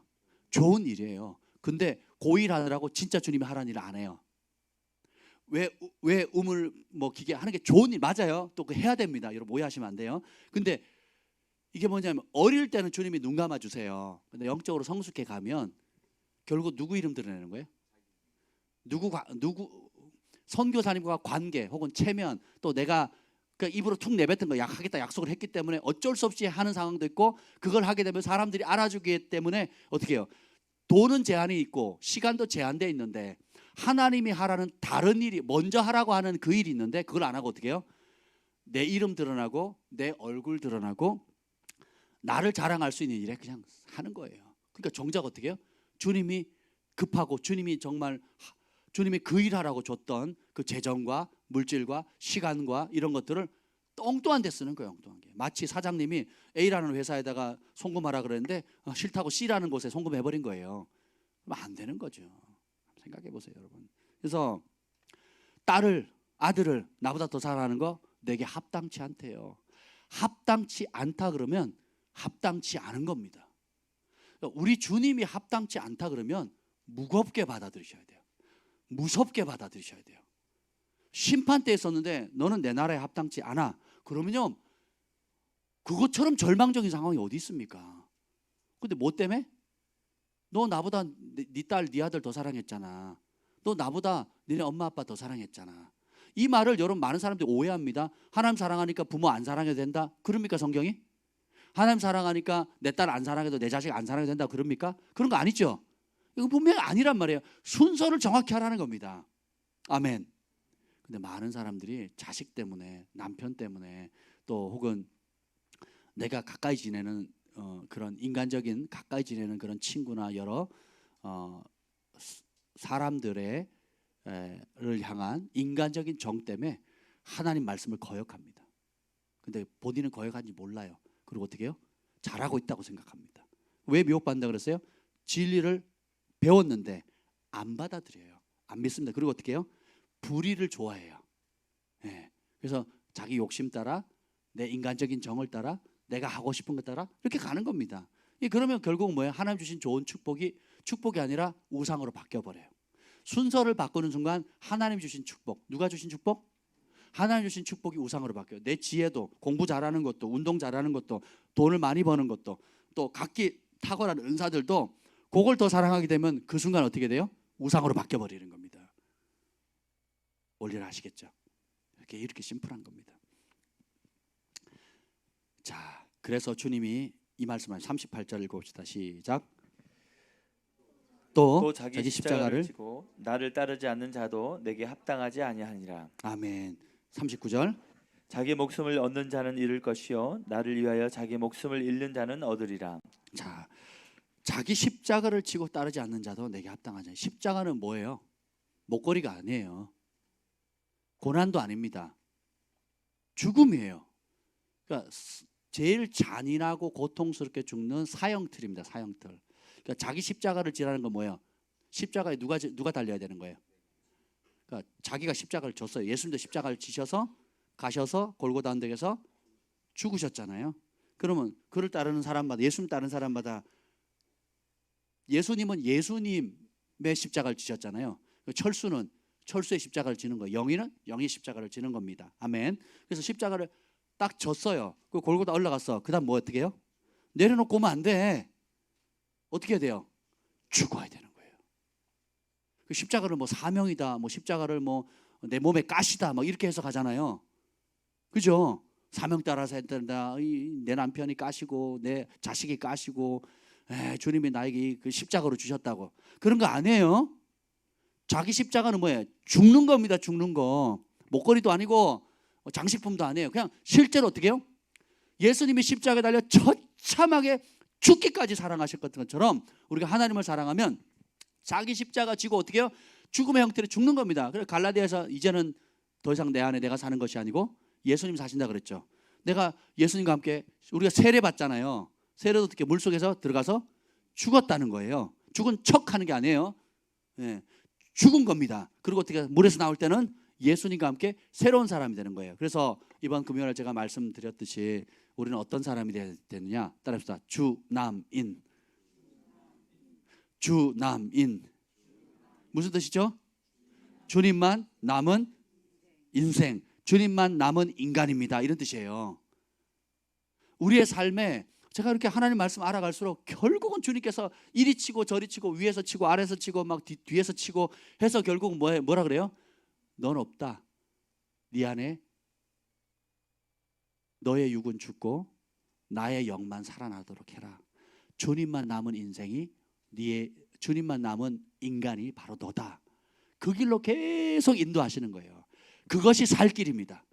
그것이 하나님 앞에 상급받는 길이고, 그것이 지옥을 면할 길이고, 그것이 이 땅을 살아가는 동안 날마다 천국을 누릴 수 있는 길이에요. 그것이 내가 지금 겪고 있는 고민과 이런 모든 문제를 해결할 수 있는 하늘의 열쇠입니다. 주님만 남는 인생, 주님만 남는 인간이 되어야 되는 거예요. 아멘. 그래서 자기 목숨을, 그걸 왜 십자가를 못 짓느냐? 지 목숨 살라고, 좀 편하게 살라고. 제가 늘 얘기하잖아요. 따라서 봅시다. 좀 불편하게 삽시다. 제가 사역하면서 그 원리를 배웠어요. 내가 왜 사람한테 비굴할까? 좀 더 편하게 하려고. 내가 왜 자꾸 사람 눈치 볼까? 내가 평소에 갖고 싶은 거 좀 가져보려고. 내가 왜 사람들한테 아부할까? 저 사람한테 하면 좀 뭔가 나오는 게 있으니까, 국물이 떨어지니까. 근데 그래서 어떻게 해요? 진리를 못 전하고 진리를 대면을 못 시키는 거예요. 그러다가 어느 날 깨닫게 하시는 거예요. 불편하면 된다는 거예요. 좀 불편하면 돼. 아멘. 제가 그래서 교회를 할 때도 할 때 개척교회 사람들이 오면 개척교회 목사님 되게 불쌍히 여깁니다. 그래서 불쌍히 여기도 밥 사주고, 불쌍히 여기도 뭐 상품권 하나 주고, 그리고 내가 아니면 아무도 도와줄 수 없는 것처럼 이렇게 목을 세우시고 이렇게 하시는 분들이 간혹 있어요. 그래서 그리고 막 그다음부터 받잖아요. 이것저것을 엄청 시킵니다. 뭐 이것도 해달라, 저것도 해달라, 뭐 해달라 막 별의별 소리를 다. 제가 그래 밴쿠버에서 질려버렸거든요. 제가 밴쿠버에 유학가가지고 사역하러 온 게 아니고 그 공항 인간 택배 기사가 된 줄 알았어요. 이삿짐센터 직원인지 내가 공항 택배 기사인지, 누가 오면 맨날 공항, 물론 저도 그런 혜택을 받았지만, 그리고 성도들 이사한다 그러면 누가 날라요? 예, 부목사님 날라야 되는 거예요. 할렐루야. 거기는 더 심각하고요. 예. 그래서 제가 이렇게 하면 안 되겠다. 없으면 없는 대로 살리라. 하나님이 주시는 거 먹고 살리라. 그리고 어떻게 해요? 안 하기로 했어요. 안 하는 게 더 어렵습니다, 여러분. 예. 그냥 내가 하면 되는데, 귀찮아. 그냥 내가 하면 해버리면 되는데, 안 하는 게 됐다 어렵더라고요. 그냥 안 하면 되게 불편해요. 쓰레기가 있는데 그냥 놔두는 거예요. 뭐 교회 곰팡이 폈는데 그냥 냅두는 겁니다. 또 추워요. 그냥 냅둬요. 여름에 더워요. 냅둡니다. 화장실 냄새 나죠? 냅둬요. 그렇게 7년을 했습니다. 지난 7년을. 왜 그래요? 왜 그랬을까요? 예, 진리대로 가르치기 위해서 제가 그 불편함을 감당하는 겁니다. 없으면 없는 대로, 있으면 있는 대로. 없으면 필요하면 기도하면 되고, 그리고 하나님 공급해 주시는 걸, 그러니까 기적을 경험하는 거죠. 그리고 사람 비율을 맞추지 않으니까 진리를 전할 수 있는 용기가 더 생기는 겁니다. 그리고 내가 사람에게 의지하지 않아도 하나님이, 결국은 진짜 하나님을 사랑하는 사람, 순수하게 하나님 나라와 하나님 말씀을 사랑하는 사람을 통해서 먹여요, 입혀요, 그리고 공급하세요. 그러면 진짜 그런 그리스도의 신부들, 진실한 주의 종들과 주님의 백성들과 만나게 돼요. 그들과 교제하게 되고 그들과 함께 기도하게 되는 거예요. 그래서 시련과 어려움이 참된 사람, 거짓된 사람, 순종하는 사람, 불순종하는 사람을 갈라버립니다. 그러니까 동기가 순수한 사람, 하나님을 정말 순전히 사랑하는 사람이 누군지, 아니면 다른 의도가 있는 사람이 뭔지가 그 어려운 시련과 어려운 상황 속에서 확연하게 드러나는 거예요. 아멘. 그래서 진짜 동역자를 얻는 겁니다. 진짜 친구를 얻는 거예요. 진짜 주님을 사랑하고 진짜 우리 글로벌 파이어 교회를 사랑하는 사람이 누군지가 드러나는 겁니다. 각기 다 어렵고 각기 나름대로의 이야기들이 있지만, 그럼에도 불구하고 주님이 주신 이 말씀 따라 자기를 부인하고, 그리고 자기 십자가를 지고 목숨까지도 아끼지 않고 드려지는 삶들, 그 길을 계속 가는 겁니다. 여러분들이 우리 교회에서 배웠던 이런 하나님의 말씀들, 여러분 읽었던 하나님의 말씀을 가지고 이제 가정이나 삶의 현장에 나가잖아요. 현장에서 부딪힐 겁니다. 주님이 뭘 줬기 때문에, 검을 줬기 때문에. 여러분 뭘 받았어요? 검을 받았죠. 그럼 뭘 사용해야 돼요? 주님이 주신 성령의 검, 곧 하나님의 말씀을 가지셔야 돼요. 그거 안 하고 자꾸 인간적으로 하는 거예요. 비위 맞추려고 하고 카멜레온처럼 옷을 갈아입는 겁니다. 그래서 튀지 않으려고, 혹은 찍히지 않으려고, 혹은 별나게 안 보이려고 그러는 겁니다. 목사님 최전방에 싸우세요. 나는 후방에서 나는 이거 할 테니까. 이러시면 안 되는 거죠. 그래서 어떻게 해요? 대신에 그 검을 가지고 사용하면 충돌이 오거든요. 충돌이 옵니다. 사장님이 나한테 뭐라 그러고 동료가 뭐라 그러고 선배가 뭐라 그러고 심지어 후배까지도 막 깔쭉대거든요. 예, 그런단 말이죠. 그 사람들이요 교회 다니기 때문에 저 사람은 어떻게 반응할 거는 걸 알아요. 그래서 그것까지 계산해서 악용하거든요. 그래 안 그래요? 그러거든요. 근데 그걸 당하는 겁니다. 그러면서 뭐예요? 심판은 누가 하신다? 하나님. 복도 누가 주신다? 하나님. 그래서 아니 저 사람 바보 같아. 맨날 당해. 근데 시간이 지나고 3개월, 6개월, 1년 지나고 보면 보이지 않는 하나님의 은총의 손들이 끊임없이 공급해 주시고 복을 주시는 것을 보게 되거든요. 근데 반면에 잔머리 쓰고 이용한 사람은 자기 꾀에 자기가 넘어가요. 그죠? 이 하나님이 살아계십니다. 살아계시니까 간섭하거든요. 그러니까 살아계시다는 걸 머리로 아는 사람은 어떻게 돼요? 안 믿는 사람은 어떻게 됩니까? 그런 상황이 되면 내가 왜 손해봐야 돼? 내가 교회 다니는 게 무슨 죄야? 내가 뭐 손해볼 필요 있어? 목사님 보는 것도 아니고. 그러면서 어떻게 해요? 교회는 다니고 몸은 왔다 갔다 하는데 생각과 행동과 말은 어떻게 돼요? 이전에 하던 방식 그대로 생각하고 말하고 행동해요. 그러면 어떻게 됩니까? 원수의 밥이 되는 겁니다. 주님이 검을 주셨는데 검을 던지러 왔는데 누가 받으시겠습니까? 아무도 안 받네요. 제가 이 보석을 던지겠습니다. 제가 좋아하는 보석. 무슨 색이라 그래요 이걸? 에메랄드예요? 크리스탈이에요. 에메랄드예요. 에메랄드 맞아요? 에메랄드. 야, 너 진짜 마음에 든다 요즘. 녹보석. 그래, 에메랄드. 할렐루야. 녹보석. 야, 성경을 많이 읽어서 그래. 9불99. 이게 진짜라고 생각해 보세요. 제가 던집니다. 누가 받겠냐고. 받을 사람. 딱 받겠죠. 한번 생각해 보세요. 하나님 우리를 보실 때 이렇게 소중히 보시거든요.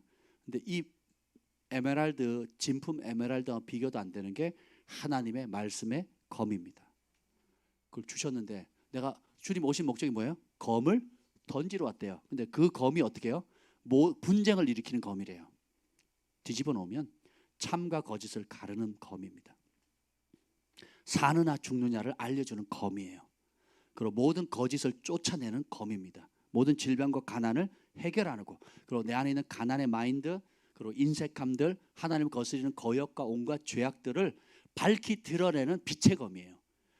그래서 내 속에 있는 히브리서 4장 12절부터 14절에 보면 하나님의 말씀은 살아있고 활력이 있어 자유의 날선 어떤 것보다 예리하여 혼과 영과 관절과 골수를 찔러 쪼개까지 하며 또 마음의 생각과 뜻을 판단하니, 하나님 말씀이 들어와야 내 마음의 근본 동기가 드러난다고요. 여러분, 나도 내 마음 모를 때 있죠.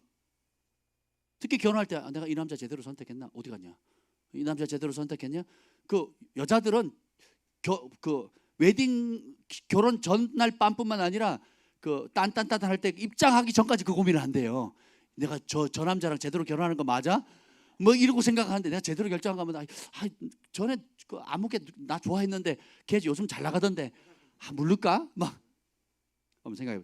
나도 내 마음 몰라. 나도 내 마음 어떻게 될지 몰라요. 내 마음을 몰라요. 근데 내 마음과 생각이 뭔지를 저는 다 모르잖아요. 그러니까 막 혼란스럽잖아요. 그러니까 평강이 없는 거죠. 근데 언제 그것이 밝게 드러나냐?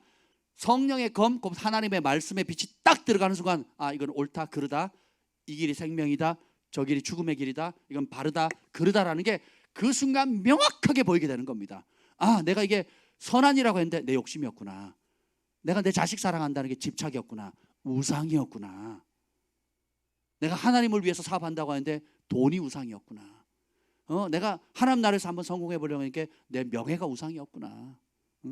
그러면서 내가 주님 사랑한다고 찬양했지만 내 안에 다른 거짓된 동기가 있구나. 말씀의 빛이 딱 들어가면 그 생각과 마음의 생각과 뜻을 판단한다는 것을 분별한다는 거예요. 이 판단은 뭐냐? 법정 용어예요.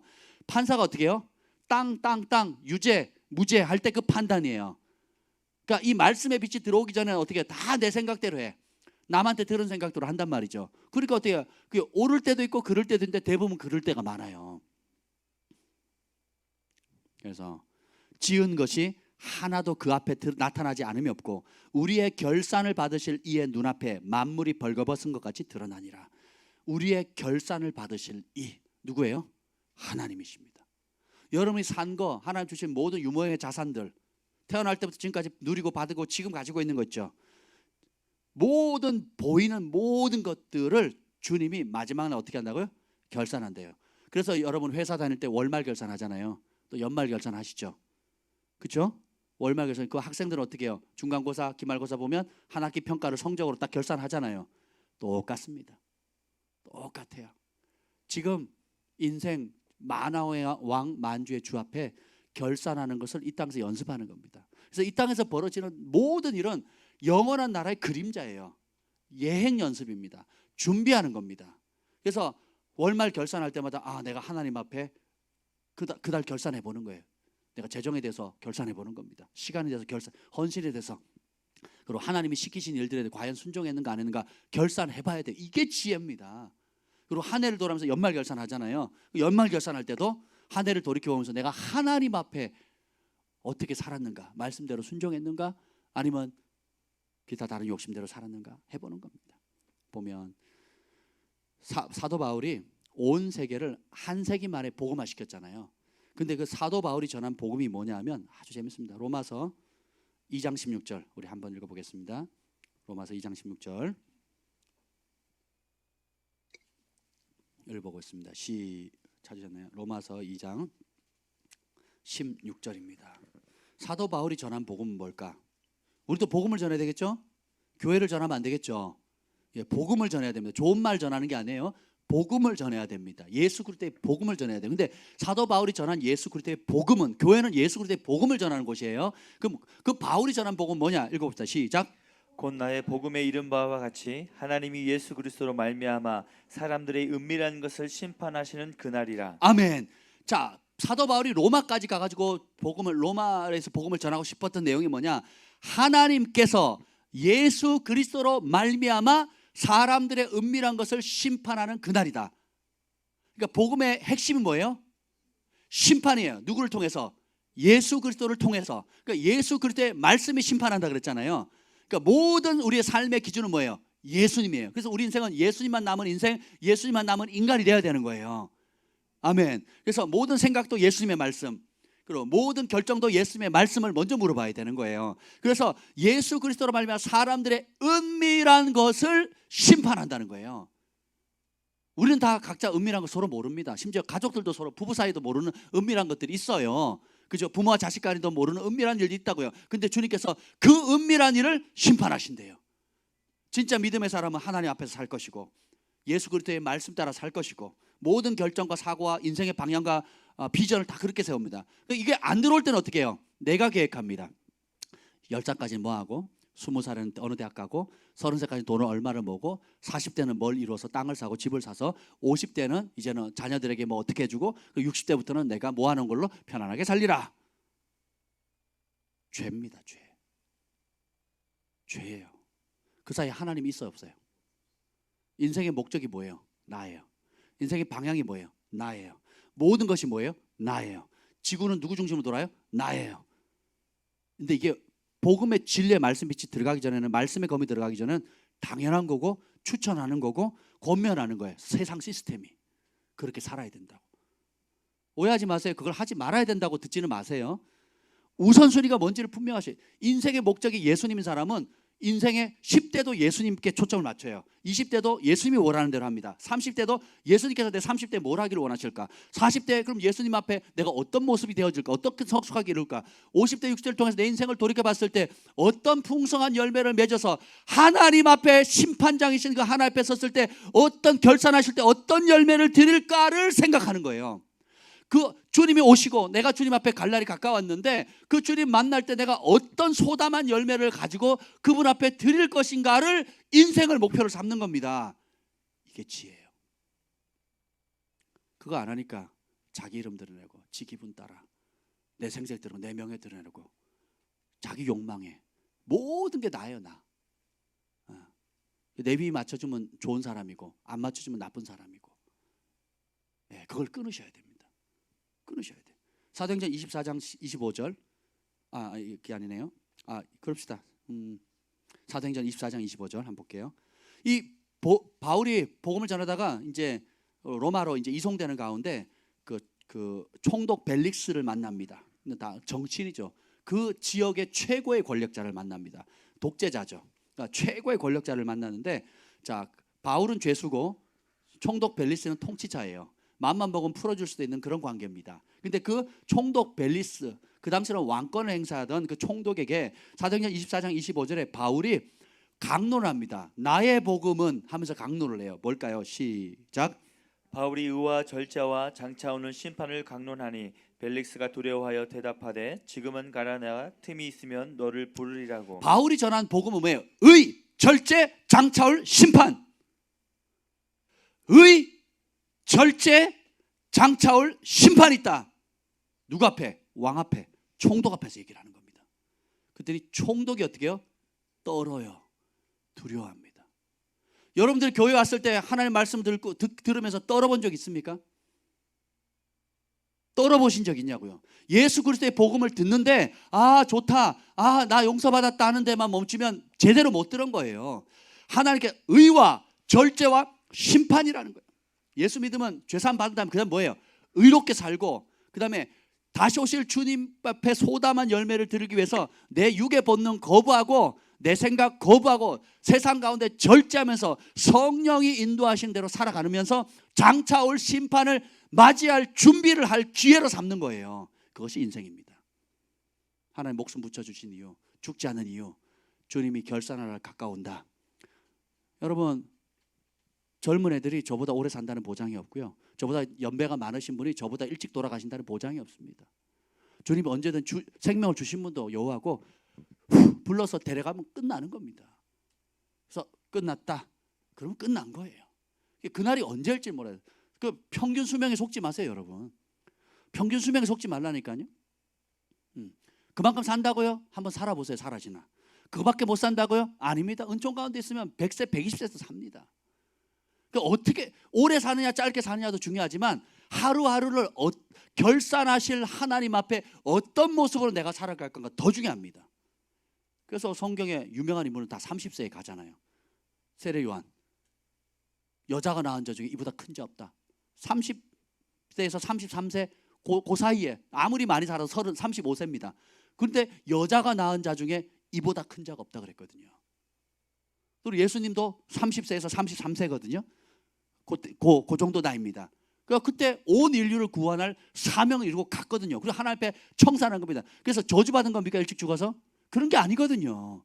각자에게 주신 사명이 있어요. 그래서 어떤 사람은 인생의 절반을 하나님을 대적하고 지내다가 인생의 후반전에 50대부터 찬란하게 빛나는 사람들이 있어요. 스미스 위글스워스 같은 분들, 그 찰스 앤 프랜시스 헌터 부부 같은 분들, 그리고 우리나라에도 많습니다. 그러니까 늦게 예수님을 알게 되니까 인생 50년 헛살았네.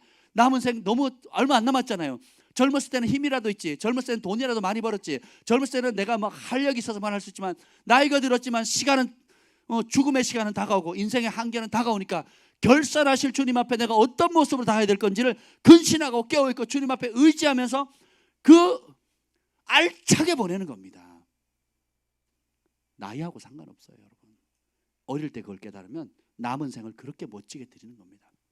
다니엘처럼, 다윗처럼, 평생 요셉처럼 평생 하나님의 기쁨이 되는 거고, 삼손처럼 눈 뽑히고 노예가 돼가지고 비참하게 됐어라도 그나마 돌이키는 사람은 괜찮은데 그것도 못하고 끝까지 고집피다가 엉뚱한 길 가면 얼마나 불행해지겠습니까?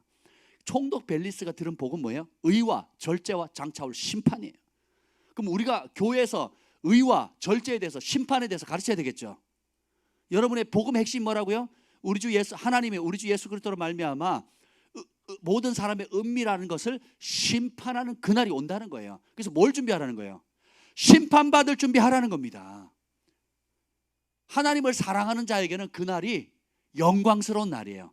그리고 하나님을 사랑하는 자는 맨날 그것만 고대하면서 하루하루를 살아가요. 그런데 하나님을 사랑하지 않고 다른 마음, 세상에 대한 욕심, 내 욕심이 있으면 우리 목사님 왜 율법적인 설교하냐고, 우리 목사님 왜 이렇게 무서운 설교하냐고, 우리 목사님 왜 저런 설교 안 했으면 좋겠다고, 하나님은 사랑인데 왜 그런 얘기는 안 하고 무서운 얘기만 하냐고. 사도 바울이 총독 벨리스 앞에 하나님은 사랑이십니다. 당신의 죄 괜찮습니다. 그렇게 그 7대 영역의 산을 정복해서 사람들에게 선한 일 많이 하십시오. 이게 복음이 아니라니까요. 어떻게 해요? 죄 회개하고 의롭게 살아야 됩니다. 육체의 본능 따라 쾌락과 환락과 그 로마의 그 환락 문화는 여러분 아시죠? 더럽거든요. 더럽게 이루 말할 수가 없거든요. 거기에 수장이에요, 수장. 그게 수장이거든요. 그걸 쾌락을 당연한 걸로 근데 거기 절제해야 됩니다. 육의 본성을 버리고 성령의 소욕 따라 살아야 됩니다. 그리고 그렇게 살면 주님 앞에 장차올 심판이 있을 텐데 영원한 지옥 형벌에 떨어지는지 사랑의 날에서 영원히 주님과 함께 있을 겁니다. 근데 잘 들어보세요. 제가 어릴 때는 이게 무섭고 목사님 왜 자꾸 저런 설교하셔? 저는 그렇게 들었어요. 근데 주님을 사랑하잖아요. 사모하죠. 그날이 내 인생의 최고의 영광스러운 날인 거예요. 그러니까 초대교회는 우리 주 예수 그리스도의 다시 오실 날을 고대하고 사모하면서 하루하루 살았다 그랬거든요. 그리고 너희도 그렇게 살아라. 그래서 내가 나의 달려갈 길 나가고 모든 사명을 마칠 때 주님께 생명이며 의리의 멸류관 준다 그랬죠. 나만 주는 것이 아니라 우리 주 예수 그리스도의 다시 오심을 고대하는 모든 사람에게 주신다는 거예요. 문제는 고대하면 이 말씀이 너무 사랑스럽게 와닿아요. 근데 그게 아니라 다른 우상이 있고 다른 욕심이 있고 마음이 두 개, 세 가지로 갈라지면 그날 관심 없어요. 우리 목사님 그런 설교 안 했으면 좋겠어. 왜 성경에 수많은 좋은 말씀인데 왜 그 얘기하는 거야? 라고 내 속이 불편한 거예요. 지금 이 설교가 불편하면 여러분 진짜 크게 회개하셔야 됩니다. 다른 주인이 있는 거예요. 다른 목적이 있는 겁니다. 교회에 와서 다른 신을 섬기는 거예요. 그 다른 신의 이름이 어설프게 하나님하고 예수님하고 성령님하고 똑같이 부를 뿐이지 성경에 말하는 하나님, 예수님, 성령이 아니라고요. 내가 만든 우상의 하나님이고 내가 만든 우상의 예수님인 거예요. 진리를 알지니 진리가 너희를 자유케 하리라. 진리를 모르면 내가 만든 신이에요. 결국은 교회 안에서. 그래서 누가 심판을 받느냐? 데살로니가후서 1장 8절 한번 봅시다. 누가 심판을 교회 출석 여부에 따라 받으면 좋겠어요. 교회 출석하면 심판 안 받고 교회 출석 안 하면 심판 받고 이랬으면 얼마나 좋겠습니까? 근데 데살로니가후서 1장 8절 한번 읽어봅시다. 1장 8절 시작. 하나님을 모르는 자들과 우리 주 예수 복음에 복종하지 않는 자들에게 형벌을 내리시리니. 아멘. 첫째, 누가 심판받아요? 하나님을 모르는 자, 세상 이방 사람들이에요. 그러니까 바깥의 세상 사람들. 그다음 뭐예요? 이게 문제예요. 우리 주 예수 복음에 복종하지 않는 거예요. 그러면 이 복음을 들었다는 거예요, 안 들었다는 거예요? 들었어요. 배웠다는 거예요, 안 배웠다는 거예요? 교회 다녔다는 거, 안 다니는 거예요? 다니는데 복종을 안 해요. 다니는데 자기 고집, 자기 욕심, 자기 생각 따라 살아요. 다니는데 하나님도 나를 위해 써야 되고 목사님도 나를 위해 써야 되고 교회도 나를 도와야 되는 거고 모든 것이 나와 내 새끼, 내 사업을 위해서 살아야 되는 겁니다. 그러니까 어떻게 해요? 예수님의 말씀에 복종이 돼요, 안 돼요? 안 되지요. 그러니까 어떻게 됩니까? 뭐 하신대요? 형벌 내리신대요. 그리고 어떻게 형벌 내립니까? 모르는 자는 몰랐으니까 안 맞는 게 아니고 덜 맞고, 그러니까 복음을 들었는데 아는데 복종을 안 하면 어떻게 돼요? 많이 맞는 겁니다. 지옥 아랫목에 가는 겁니다. 베드로전서 2장 8절 한번 보죠. 베드로전서 2장 8절 읽어봅시다. 2장 8절이요.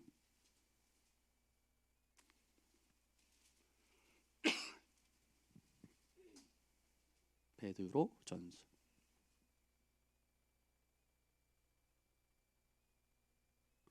시작. 또한 부딪히는 돌과 걸려 넘어지게 하는 바위가 되었다 했느니라.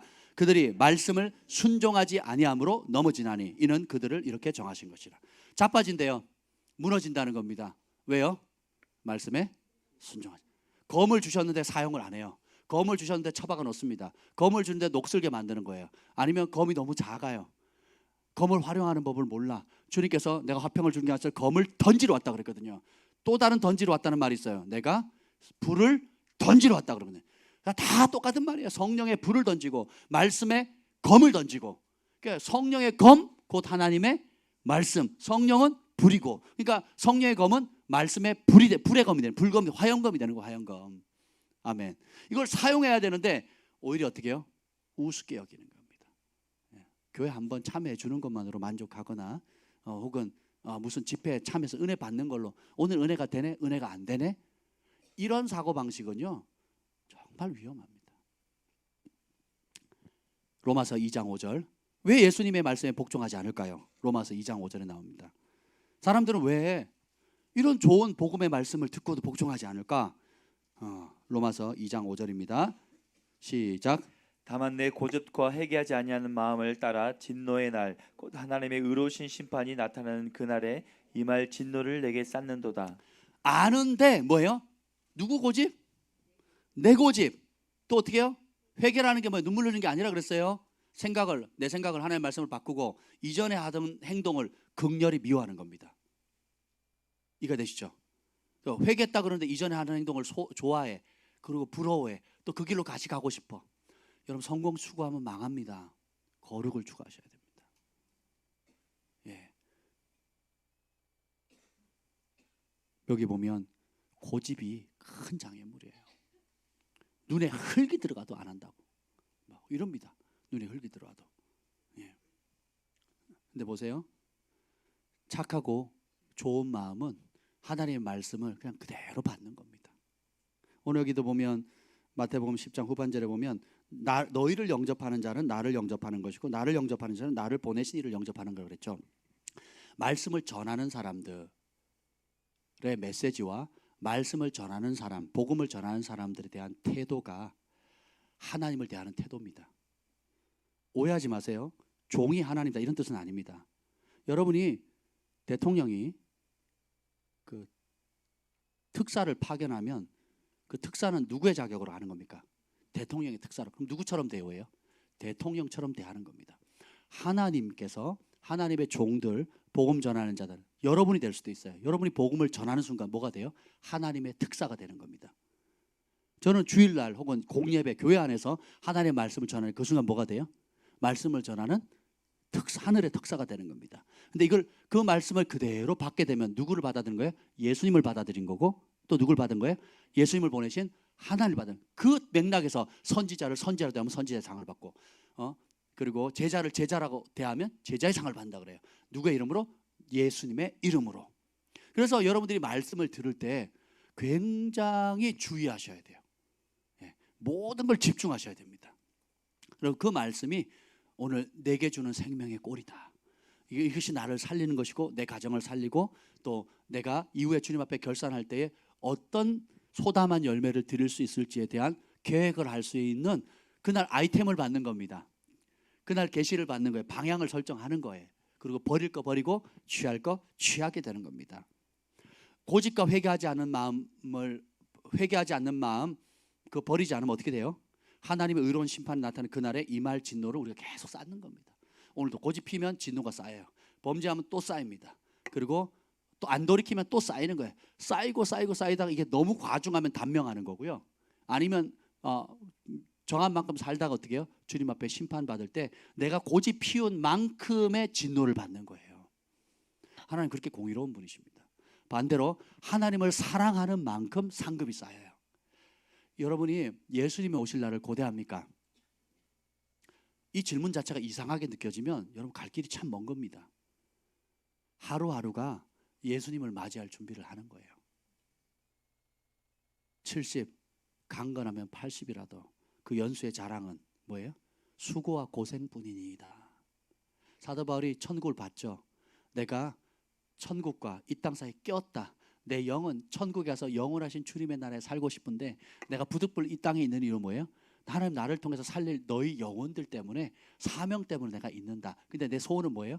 지금이라도 이 세상 떠나서 그 영원한 나라, 이 땅은 그림자고 이 땅은 나그네고 그 영원한 나라가 실체인데 거기서 주님께서 주님과 함께 영원히 살고 싶다. 목사님 아들이 죽었을 때 목사님 살리셨잖아요. 번데기 먹고 농약 들어가는 번데기 먹고 죽어 살았을 때 그 아들이 하는 말이 아빠 나 다시 돌아갈래요. 그 천국 너무 좋아요. 예수님 너무 좋아요. 성경에 있는 천국이 있어요. 나 돌아갈 거예요. 그랬거든요. 그리고 의외로 그런 사람들이 많아요. 침상에서 천국을 보고 예수님을 본 사람들은 더 거기 다시 샴볼츠도 천국을 보고는 산채로 가서 천국을 보고는 다시 내가 떠나기 싫다고. 이 좋은 곳을 내가 왜 떠나냐고. 천국 그런 곳이거든요.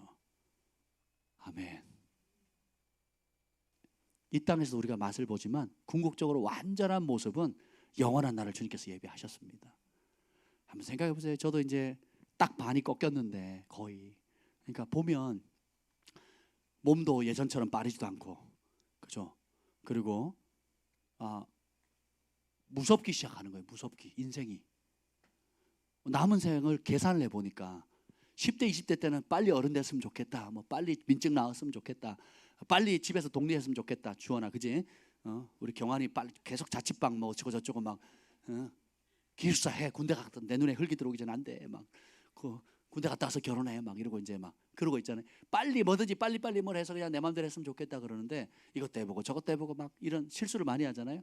그것도 좋은 배움인데 이제 우리가 그럴 나이가 아니잖아요. 돌이켜 보니까 결산하실 주님 앞에 내가 뭘 드려야 되지?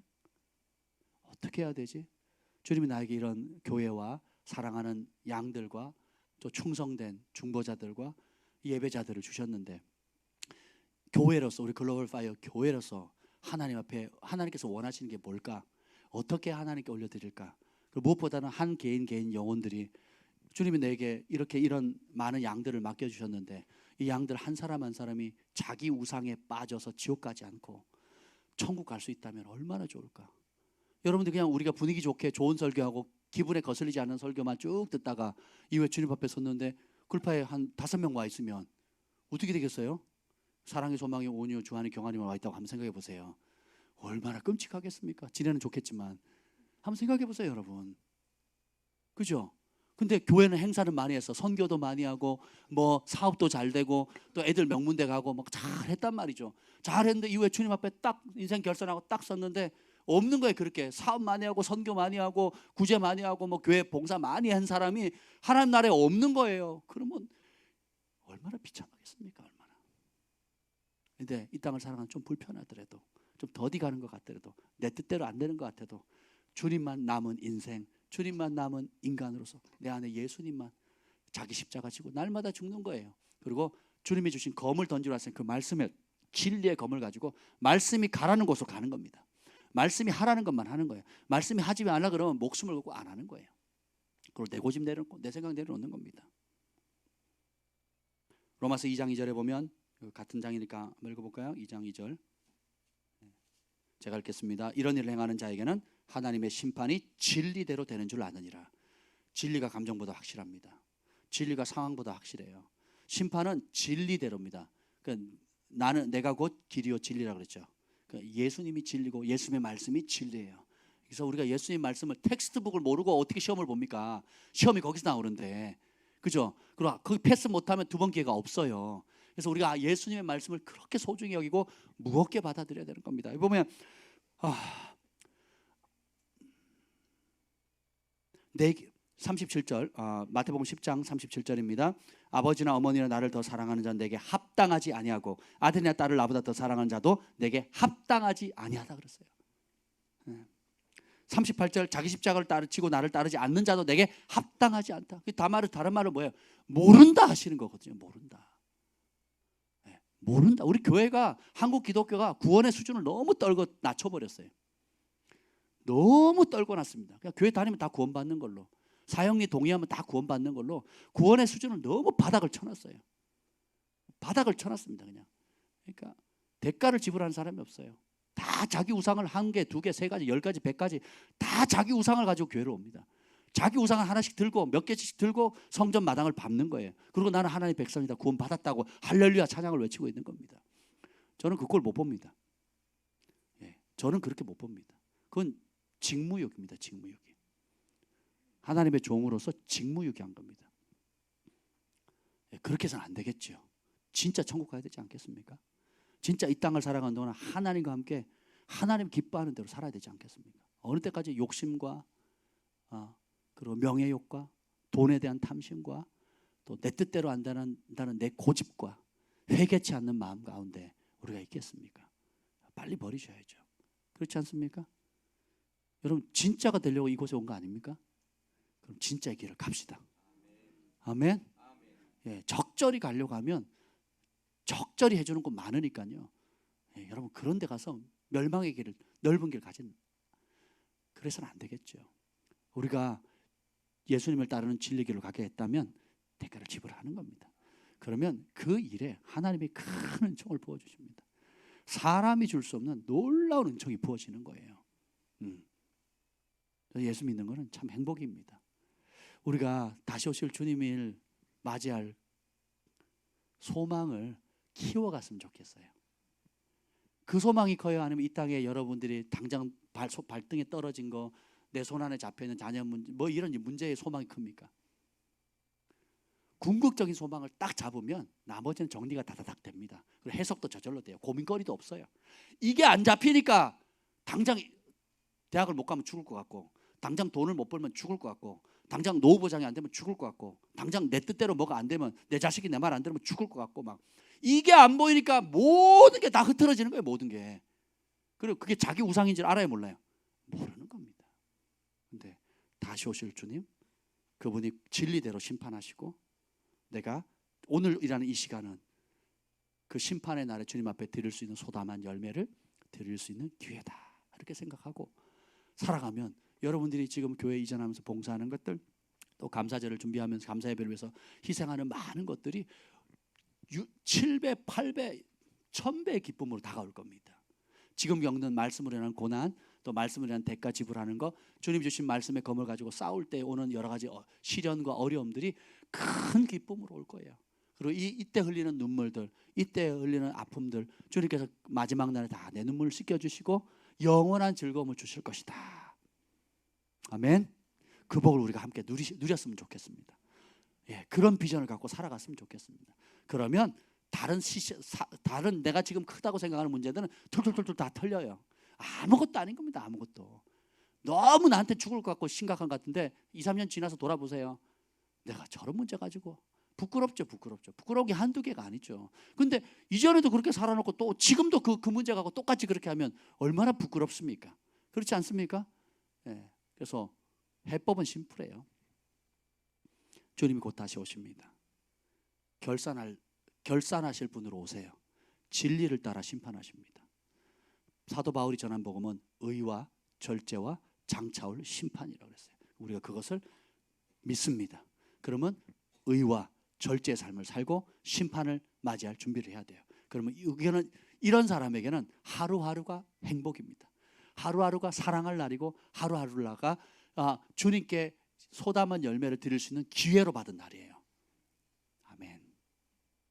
그럼 이제 우리 어떻게 살아야 되겠습니까? 너희는 삼가 말씀하신 일을 거역하지 말라. 땅에서 경고한 일을 거역한 그들이 피하지 못하였거늘 하물며 하늘로부터 경고한 일을 배반한 우리일까 보냐. 모세가 땅에서 경고했는데 안 들었죠. 그래서 이스라엘 백성이 다 죽었습니다. 근데 하늘로부터 오신 예수님이 경고했는데 배반하고 안 들으면 어떻게 돼요? 그 심판이 더 크다라는 거예요. 광야 40년 동안 이스라엘 백성들이 교만하고 배반했던 그 심판보다 예수 그리스도의 피값의 은혜를 받은 우리가 그분의 말씀에 순종 안 할 때 오는 그 배반했을 때 오는 그 심판의 형벌이 더 크다고 성경은 경고하고 있습니다. 그러면 영원한 구원은 누가 받느냐? 히브리서 5장 9절 읽고 마칩니다. 자기에게 순종하는 모든 자에게 영원한 구원의 근원이 되시고. 누구에게 순종한다고요? 예수님께 순종하는 거예요. 그러면 순종하는 자만 구원의 근원 되시는 예수님의 혜택을 받습니다. 근데 순종을 거부하는 사람은 구원이 없습니다. 예. 믿음이라고 쓰고 순종이라고 읽는 겁니다. 예. 믿음은 순종이에요. 믿음은 행동입니다. 예. 믿음과 행동은 똑같은 말입니다. 우리가 2020년을 새롭게 출발하고 또 새로운 성전에서 출발하는데 목표를 정확하게 잡았으면 좋겠어요. 방향을. 예수님 다시 오십니다. 그분은 심판하십니다. 그리고 오늘은 우리에게 기회를 주신 겁니다. 그분을 사랑할 수 있는 기회, 그분을 알아갈 수 있는 기회, 예, 그분이 기뻐하는 일을 함께 동역할 수 있는 기회예요. 내 욕심을 이루는 기회가 아닙니다. 내 문제를 해결할 수 있는 기회가 아니에요. 내가 원하는 것을 쟁취하는 기회가 아니에요. 주, 남, 인 하는 겁니다. 오늘도 나는 주님만 남았어요. 주님이면 다예요. 주님이면 행복합니다. 주님이 전부입니다. 예, 그런 자에게 하나님께서 하늘의 모든 신령한 은총을 그리고 땅의 풍성한 복으로 주실 것을 믿습니다. 기도합니다. 성령 하나님 감사합니다. 주님 말씀에 순종하지 않으로 넘어가고 또 자기 욕심을 따라 스스로 진리를 알지만 불법을 사랑함으로 미혹되었던 그 미련한 길 가지 않게 해주시고, 사도 바울이 원복음 전한 그대로 의와 절제와 장차올 심판에 대해서 들을 때 우리 영혼에 벨릭스가 했던 것처럼 두려워 떨림 있게 하여 주시옵소서.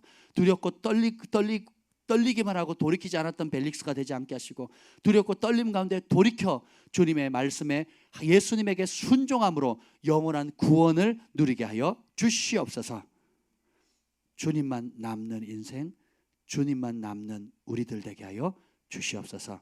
이제는 우리 주 예수 그리스도의 은혜와 하나님 아버지의 극진하신 사랑과 성령의 감화 감동 충만하심이 오늘도 오직 말씀에 순종하며 그 성령의 검 곧 하나님의 말씀으로 모든 것을 살아가려 결정하는 우리 글로벌 파이어 가족들을 위해, 열방의 구원받을 영혼들을 위해 영원토록 함께 있을지어다. 아멘.